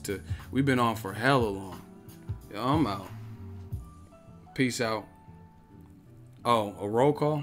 All right, let's close with the roll call. Let's go.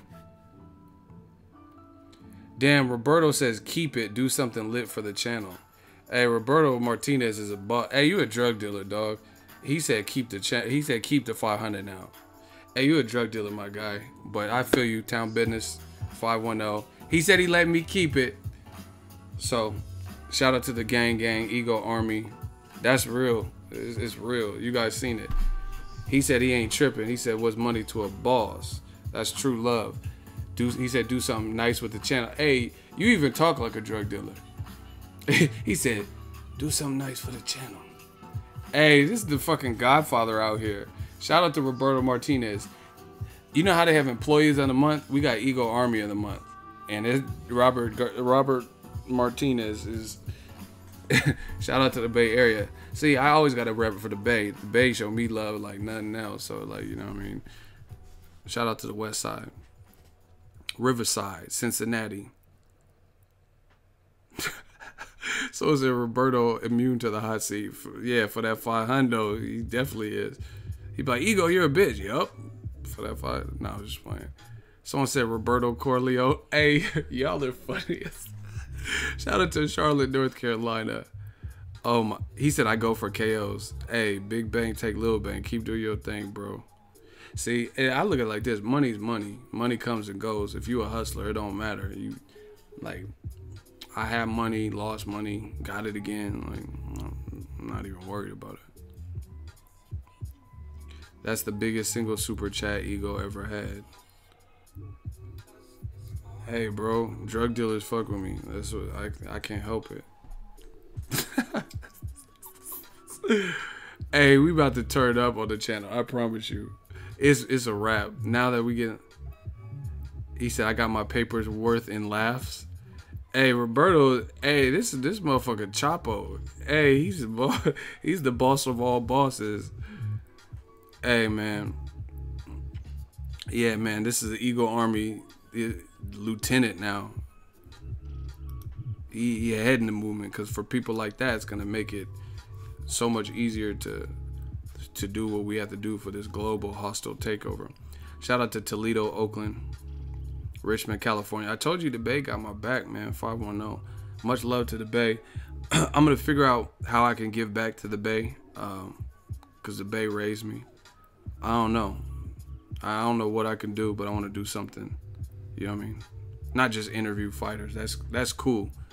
But I don't know. I don't know. I don't know what it is, but maybe talk to some people and maybe get a show. That'd be dope if we got a big fight out here. But we working. 713. Yeah, this was a long stream, man. I hope you guys support, man. We just working. We working hard for this. So, when you presented your first offer, did you submit a contract? No, it doesn't. But hey, look. So, when you presented your first offer, did you submit a contract? No, it doesn't. But. Oh, look at that stutter. He says, when you presented your first offer. Oh my gosh, bro. This shit is crazy. Fight Hype said, when you presented your first offer, did you have a contract? He said, no, but. Okay. This is what they're... So, when you presented your first offer, did you submit a contract? No, it doesn't. But this is what they're trying to say as well. When you make an offer, you don't submit a contract with it. Oh, hey, bro, this is it. He says, when you make an offer, you don't submit a contract with it. So then why was Eddie Hearn and all of the Joshua AJ protectors, why were they then acting like, oh, look how they're handling, they're Instagram contractors. You know what I mean? They're trying to smash contracts and have things signed. And remember, Eddie Hearn and all of them was trying to make it sound like they're improper, their business practice improper.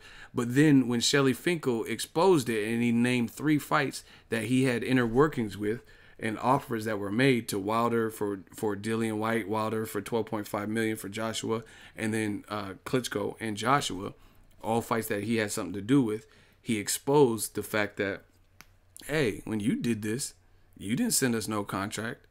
So why is Eddie Hearn like, oh, I just got a piece of paper? These contradictions are crazy, man. I know I'm winning, and you guys know it too. Talking about, oh, Ego's a dick rider. He just told you. He just said, he says, when you say, he just told you. He says, when you make an offer, you don't send a contract. But, chicken butt. What chicken butt? Right? He says you don't send it. So what was this whole big facade and this big hoopla about how Team Wilder was doing a PR stunt, right? Doing a PR stunt, and they didn't really want it, and because they weren't being professional. Oh, and then Oh my gosh, we killing. Eagle Army, stand up. Roberto Martinez, stand up. This is how you know. So how is that not a game when he made it sound... So from the 50 million funds, are they available? Right? 50 million funds, acting like you don't know if they're available. But then you've done interviews, Daniel Jacobs Fight Week, where you say, you know what? I think the money will be there. So then why are you acting like it's a PR stunt because you don't believe in the money if you really think that Al Heyman was able to get his hands on the money for your fighter? And you said you're interested.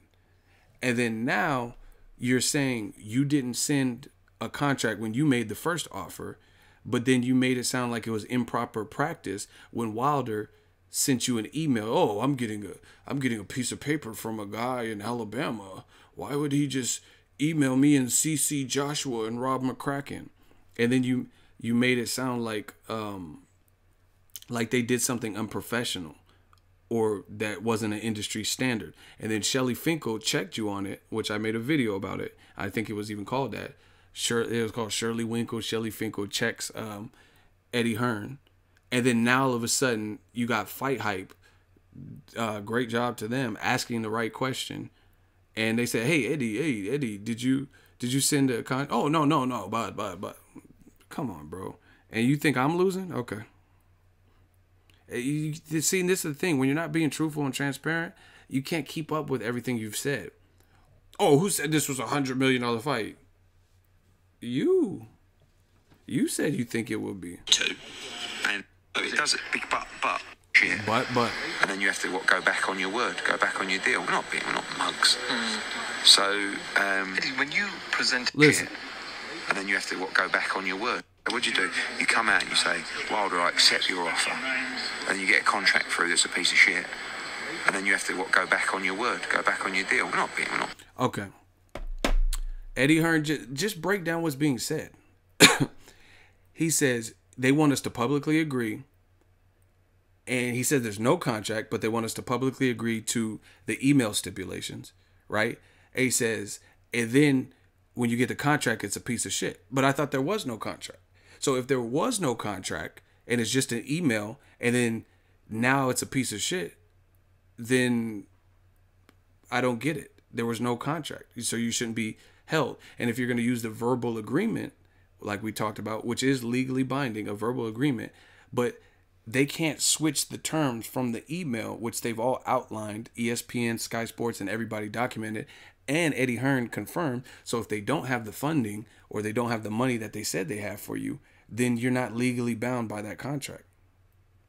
How are you legally bound by a contract when they don't have what they said in the contract or in the verbal agreement? You see how stupid that sounds? So if I make a verbal agreement to buy a house from The Rock, Dwayne Johnson, and he's like, I got the keys, and we agree for this price, blah, blah, blah, and then I find out it's not his house to sell, then I don't owe him money. I don't owe him money because he lied, and it's not even his house. So if Eddie Hearn gets in the office with them and they don't have the money, like he questioned, oh, is this a PR stunt? Then you don't have a legally binding verbal agreement either, because they have a piece of paper from a guy in Alabama that says the contrary. It says we have 50 million guarantee for you.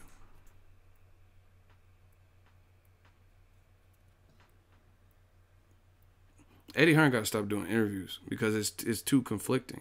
He said he don't have a contract, which is why he doesn't want to sign. But then he says he has a piece of paper from a guy in Alabama, and people are saying it's a legally binding verbal agreement. Okay, it's a legally binding, but then we get it, and he says they don't have the 50 million. What if they can't prove the funds? Then it's not a verbal contract then, because they have a piece of paper from a guy in Alabama that says they're going to give you 50 million guarantee, no rematch clause in America, blah, blah, blah, blah. So if they don't have what they say, then you're not going to be held to that.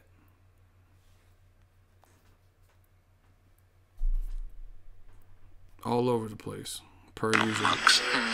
So, what do? You come out and you say, Wilder, I accept your offer. And then you get a contract through that's a piece of shit. And then you have to go back on your word. Okay. He says, then you get a contract that's a piece of shit and you have to go back on your word. Analyze that. How are you going back on your word if you only agreed to their word?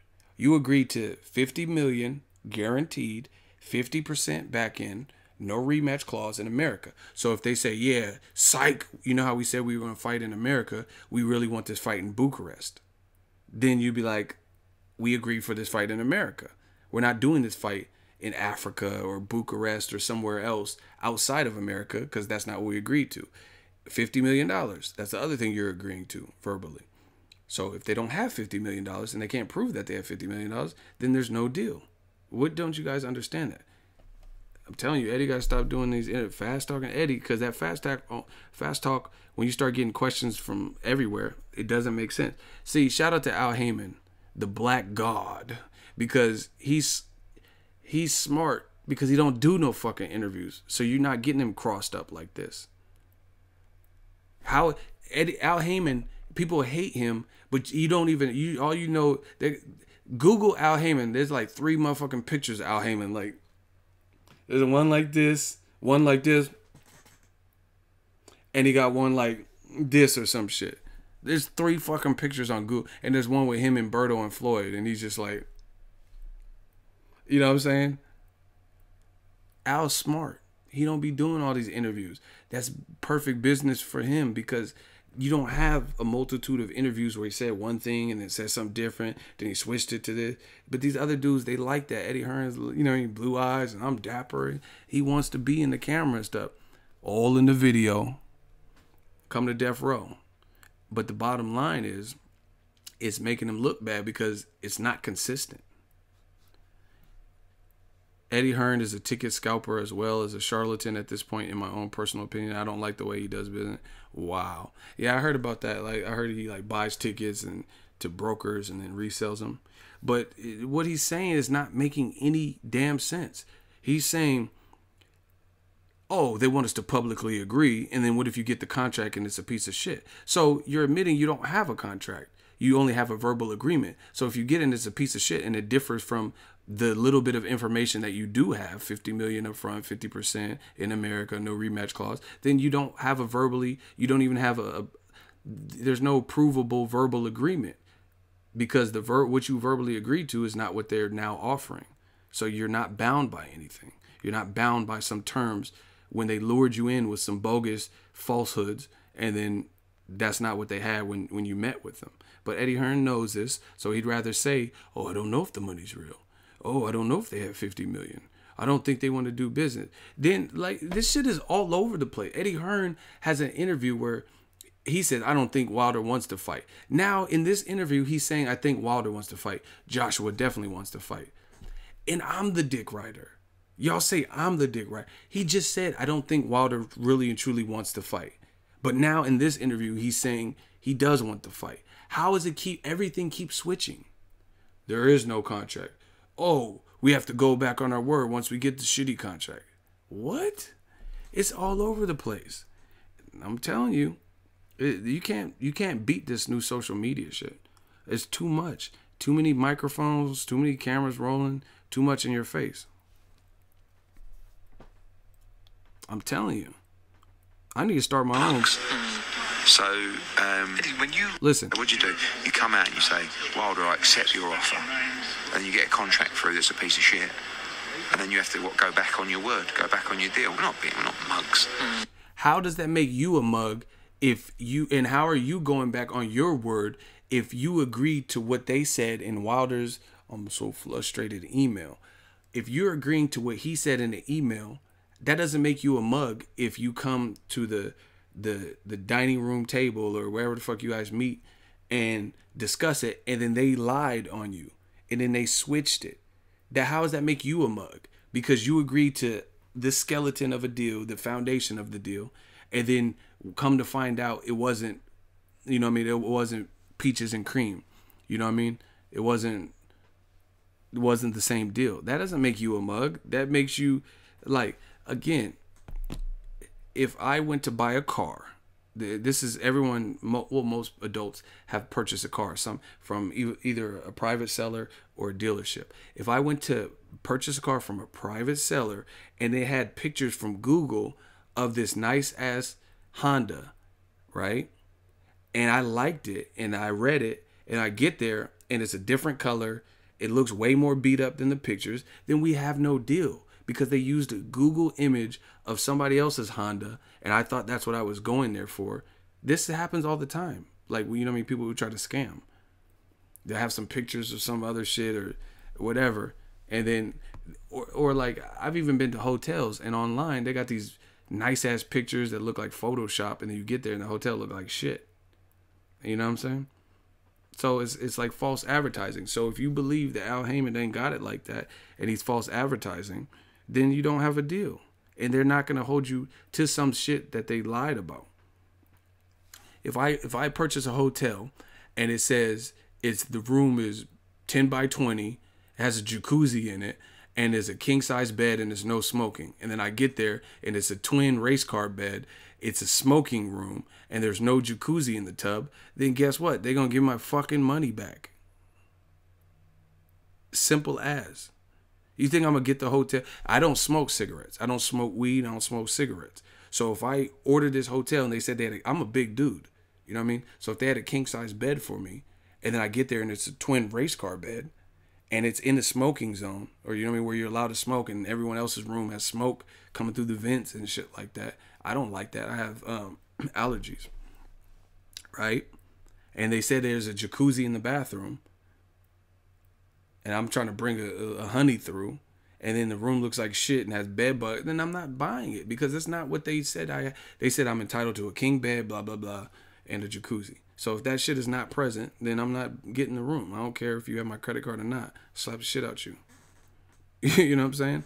So Eddie Hearn knows he's lying. Period. If you get it and the contract's a piece of shit, if it's a piece of shit, then you walk away because they lied. And it doesn't make you look like a mug. How would you look like a mug because they lied on you? They lied to get you in the door and it shit wasn't what they said. Stop it.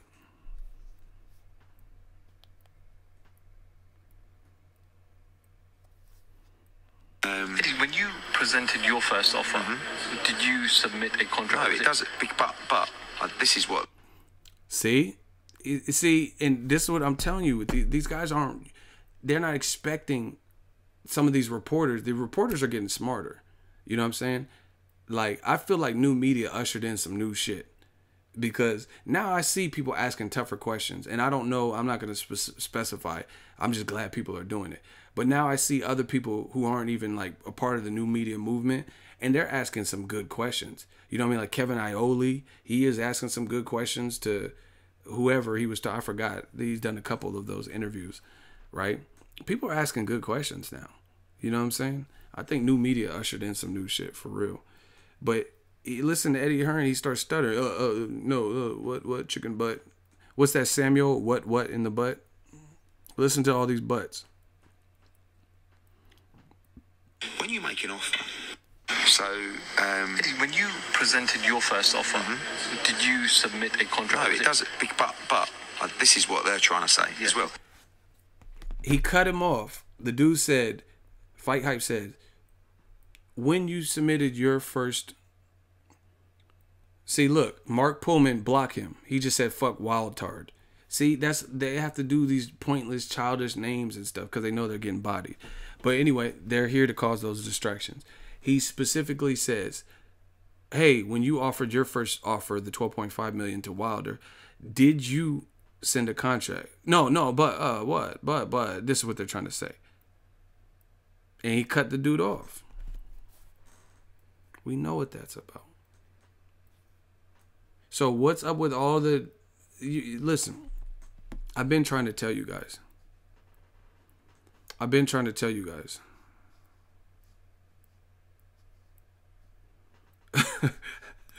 Hey, Roberto Martinez is tripping.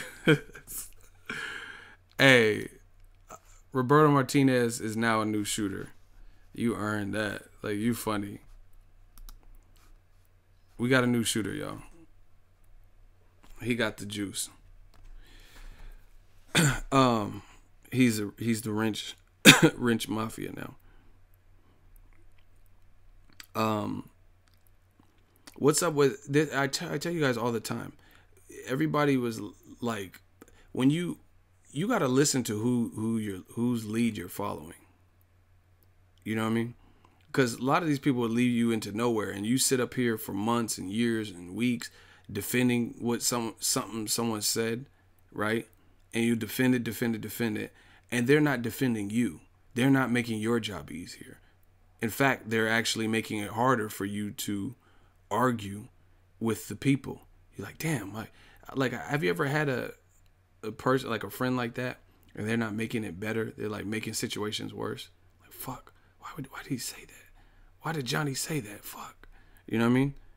And that's what it is. See, I love my community. Ego's Army. I got us. I'm not out here like y'all don't see me getting embarrassed when I go to cover fights. You don't see fighters disrespecting me, and I don't disrespect them. You don't see me getting like chased off by the fighters and like, man, that was a stupid ass fucking question, Ego. You know what I mean? It's a mutual thing. So you don't see people, if one really listens to my videos and breaks down what I said, why hasn't someone I'm doing 2-3 hour streams and shit. Why doesn't someone make a compilation of my inconsistencies? You know what I mean? All these inconsistencies and contradictions from me. Because they can't. Because I've been very consistent on all these issues. But if one was so inclined, they could do that with Eddie Hearn. Talk about, oh, it's going to be better and bigger than Lennox Lewis and Mike Tyson. Then he's acting like, who said this is $100 million fight? That's some bullshit that they trying to tell. But you said you think it'll be over $100 million fight when you compared it to Lennox Lewis. Then he says Joseph Parker's a tougher fight for Joshua than Wilder. But then now he's like, why would we take Wilder? He's a massive risk. These are the inconsistencies from him. You know what I mean? And people be like, oh, fuck you, Ego, fuck Wilder. Then I'm just saying, watch whose information you siding with, because when you start riding with that, this is not making you guys look good. All the people who are saying, oh, why did Wilder's team not send a contract, and why they send it through an email? That's not the way. Then Shelly Finkel checked them on it and says, you sent us contracts like that. So how are you going to try to bash us? Now you have to backtrack. And they're asking him, they say, hey, Eddie, when you sent Wilder the 12.5, did you send him a contract with it initially? And he started stuttering. When you make it, so Eddie, when you presented your first offer, did you submit a contract? No, it doesn't. But this is what they're trying to say as well. When you make an offer, you don't submit a contract with it. When you make an offer, you don't submit a contract with it. Boom. If you're requested, no, it doesn't. But this is what. So Eddie, when you presented your first offer, did you submit a contract? No, it doesn't. But this is what they're trying to say as well. When you make an offer, you don't submit a contract with it. If you're requested to, and you're interested, it comes through like that. I mean, obviously, it's an in-depth contract. They'd need a couple of days to work on it. But, you know, if I, for instance, the 12.5 million offer that I did make, if they come back and said, we're very interested, could you send me a contract? You know, by the end of the day. See, another inconsistency. He literally just said, it's an in-depth contract. It'll probably take 2 or 3 days. And he says, let's say the $12.5 million offer that they sent me, let's say they were interested, it'll come through just like that same day. So you literally just told the fans it would take 2 to 3 days to draft up a long form contract. And then you just said if they wanted to accept our $12 million offer, it comes through just like that. And nobody will have to get destroyed just like that. So once again, like, how can I listen to 15 seconds of speech and first time break down an inconsistency? He literally just said, for contracts take time, it'll probably take a couple of days, basically 2 or 3 days. And then he literally just said, hey, if they're interested in our $12.5 million offer, we'll have a contract just like that, same day. I thought you just said it took, he literally just said that. Listen. If I submit a contract with it, if you're requested, no, it doesn't. But this is what they're trying to say as well. When you make an offer, you don't submit a contract with it. If you're requested to, and you're interested, it comes through like that. I mean, obviously, it's an in-depth contract. Okay, so he changed it 3 times. He said it come through just like that. Listen. Contract, they'd need to submit a contract with Listen, it. come through just like that. You're requested to, and you're interested, it comes through like that. Comes through like that. I mean, obviously, it's an in-depth contract. They'd need a couple of days to work on it. They'll need a couple of days. You know, if I, for instance, the 12.5 million offer that I did make, if they come back and said, we're very interested, could you send me a contract? You know, by the end of the day. Now he just said it. If they come back and said, he said, oh, if they accepted the offer, it come through like that.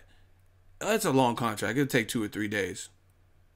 If they wanted the $12 million, just like that, end of day. You just said 3 different things. Come on, man. Come on. This is Mayweather Gotti. This is Mayweather Gotti, people. This is Mayweather Gotti. Y'all ain't fucking with me. He literally just said, he said, if I was interested and I requested a contract, just like that, and nobody will have to get destroyed, just like that. Then he just said, oh, it's a long contract. It'll take 2 or 3 days. Then he switched with, this is all in the same stanza. And then he said, yeah, if I requested a contract just like that, same day, it'll come through at the end of the day. But you just said it'll take 2 to 3 days. So which one can I listen? I'm gonna play it back. I'll just put my fingers up when it's a different thing he said. we're very interested. You know, if I, for instance, the 12.5 million offer that I did make, if they come back and said, we're very interested, could you send me a contract? You know, by the end of the day. Hold on. If they come back, you know, if I submit a contract with it, if you're requested to, and you're interested, it comes through like that. Comes through like that. I mean, obviously, it's an in-depth contract. They'd need a couple of days to work on it. But, you know, if I, for instance, the 12.5 million offer that I did make, if they come back and said, we're very interested, could you send me a contract? You know, by the end of the day. If they come back and said, we're very interested, could we meet to discuss more? I'd fly to New York that night. You know? So, see, and Eddie Hearn, clean cut, you know what I'm saying? He got the blue eyes, a smile. That don't fool me. I'm from the Bay, man. I'm from the Bay. We know hustling. I pulled up to, I went to get something to eat, and it was like a plaza. It's like a shopping plaza. These dudes had this white van in the back. Hey, we got these speakers trying to sell me, sweet brother Noomsy, and I can destroy you. Just like that. He's like, and nobody will have to get destroyed. Just like that. Shout out to Rude Boy Davis. AJ needs a new promoter. Eddie is shit. $5 super chat. He literally just said 3 to 4 things, depending on if you want to count that 4th thing. He says, when a contract is done, we could have it like that. Oh, it's a long contract. It'll probably take a couple days, 2 or 3 days. Take them a couple days. That's 2. Then he said, but if they request it, we'll have the contract for them end of business day. Just like that. The contract will come just like that. That's 4 different things. And you guys heard it. But y'all gonna call me a Wilder dick sucker and all this extra shit.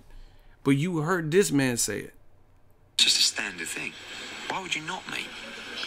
You know, they keep saying, I keep explaining, why would you not meet? Because they don't believe you. They think you're going to bring up, oh, let us fight Povetkin. Oh, Dillian White. You guys understand the fast talk, man. RTD Online, you know what? I hope some of you guys don't start a business. LOL, you will be fucked against some of these sharks. I see why not everyone is made for their own boss.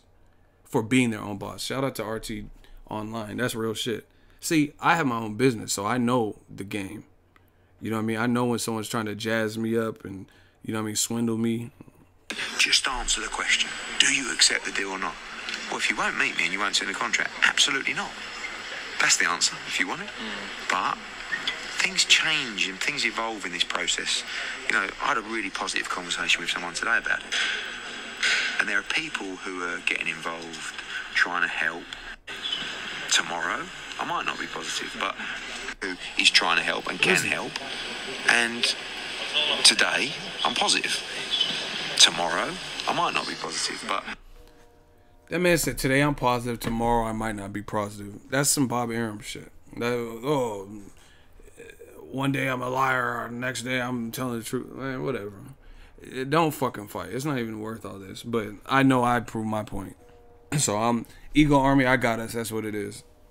I'm not the one contradicting myself. Y'all can say whatever beyond that. Oh, you suck and your channel sucks. That's cool. As long as Ego Army got me, I got y'all. So shout out to Roberto Martinez, $500 super chat. We do legendary shit, people. I just love how Ego stayed an hour after he said bye. Ego Army strong, man. I do this for y'all. This is the army. We got a good thing. Let's just keep it. No meeting equals take it or leave it. Listen, if someone has a track record of window shopping and a track record of taking these side streets of like, oh, fight Dillian White. Hey, what if fight at the O2 Arena? What about Bellew Hay winner? He's not trying to fight them. So they want to lock him into this. And if he's not willing to lock in, then and they have the basic parameters of the deal, then he's saying stuff like, just listen to the interview. Shout out to Fight Hype. He's saying stuff like, oh, why would we agree? We don't know the venue. Why? You're going to fight Gerald Miller at the Barclays, so that's an option where a lot of big PBC fights and heavyweight fights even have been. So you were willing to go there for Gerald Miller, so that's one. AJ versus Klitschko rematch was supposed to happen in Vegas. That's two. And those are probably the prime locations that they would put it in. New York or Vegas. So what's the deal? You were going to fight Klitschko in Vegas, and you were going to fight, you said you're down to fight Gerald Miller in Barclays. You see, you guys can't win. TC the Crisis, $2 shout out for the consistency, new media. Explain that.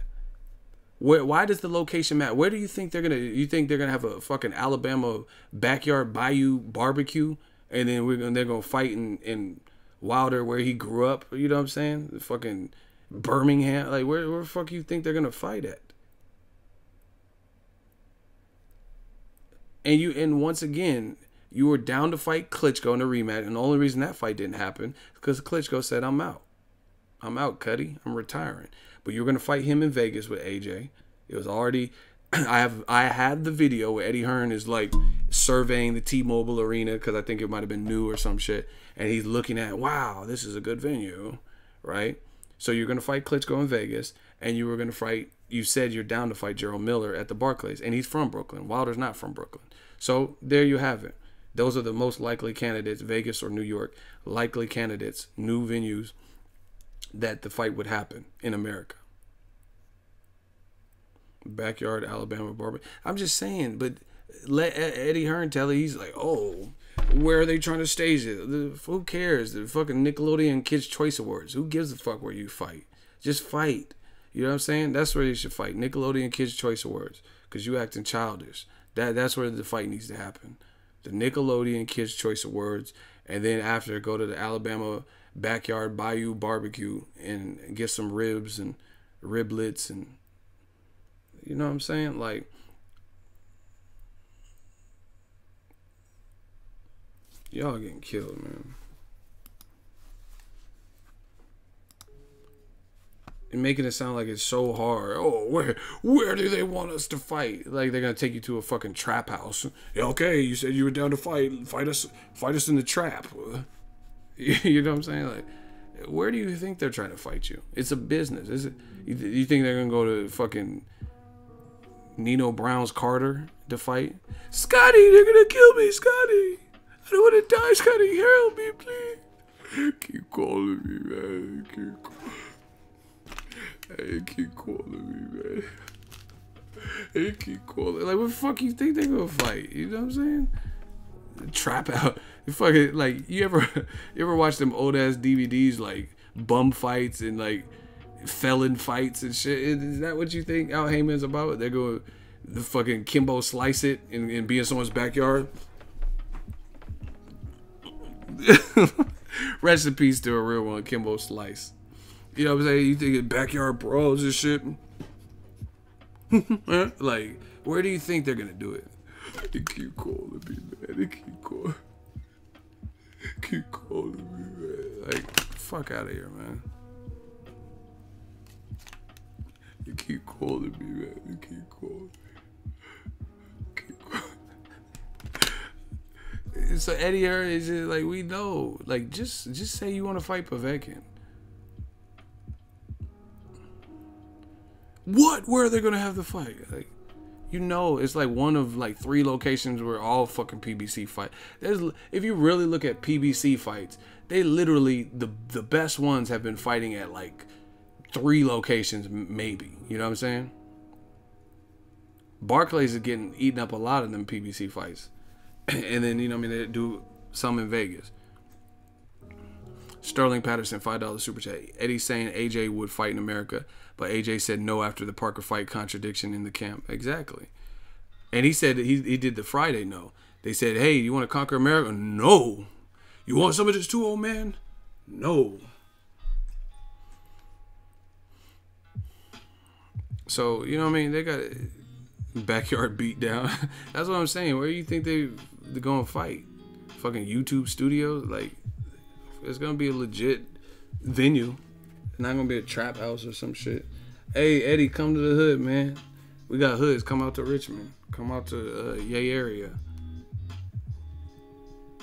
And he's saying, oh, we got to make sure it doesn't interrupt Joshua's Sky Sports international deal.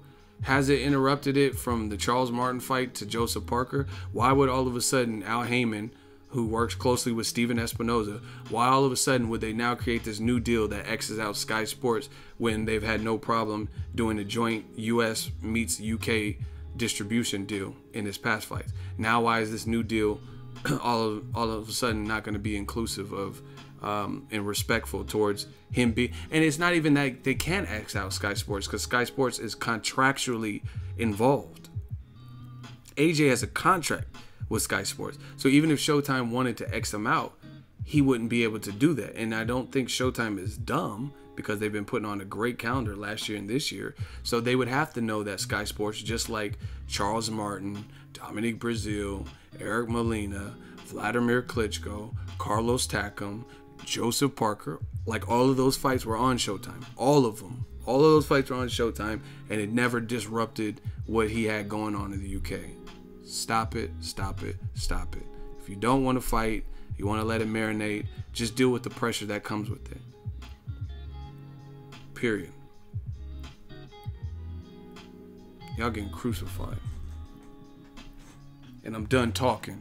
Muhammad Ali voice. Thank you guys for joining the stream. $500 is still sitting pretty up there. That's a crazy super chat, y'all. We the gang. West Side.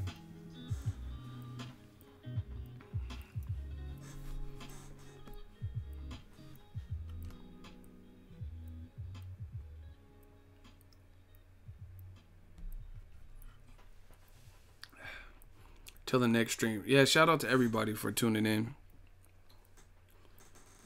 See, now a lot of people are speculating like that Eddie Hearn wants, like I said with the Chris Eubank situation with Golovkin, he probably wants to be in total control or have majority control, so he can do whatever he wants to do with the money. Like, if you're kind of controlling the show, salute to everybody, and no, I ain't asking for no refund. My word is worth way more than $500. Oh wow. Shout out to my dude with the massive. That's crazy. Y'all support me like crazy. So I'll definitely do some. I'm going to give back in more ways than one. But we working. That's all y'all need to know. I told you. Listen. Just so you know.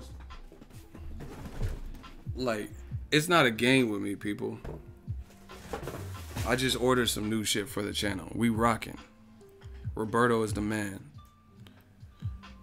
Ego Army is the gang. That's crazy. That 500 is still up there.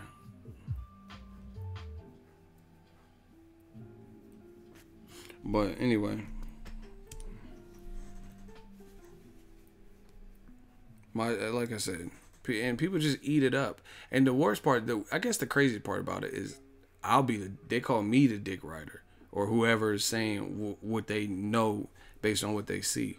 Those people are the ones getting the wrath. Oh, you fucking Wilder channel. I'm not no fucking Wilder channel. Shout out to Wilder though. This ain't no Wilder channel. I don't just talk about Wilder, but it's current news. It's what people are talking about, and I'm giving my stance on it. You know what I mean? Like I said, I did that interview with the Boxing Voice. They weren't even talking about what I was saying. They were talking about me. That's how you know we killing. If grown men are calling me ugly and your beard sucks and you got nut juice in your beard and Wilder's dick and all this weirdo stuff, then we killing. But you see the $500 gang. So you tell me the other people that get support like this People's Champ shit.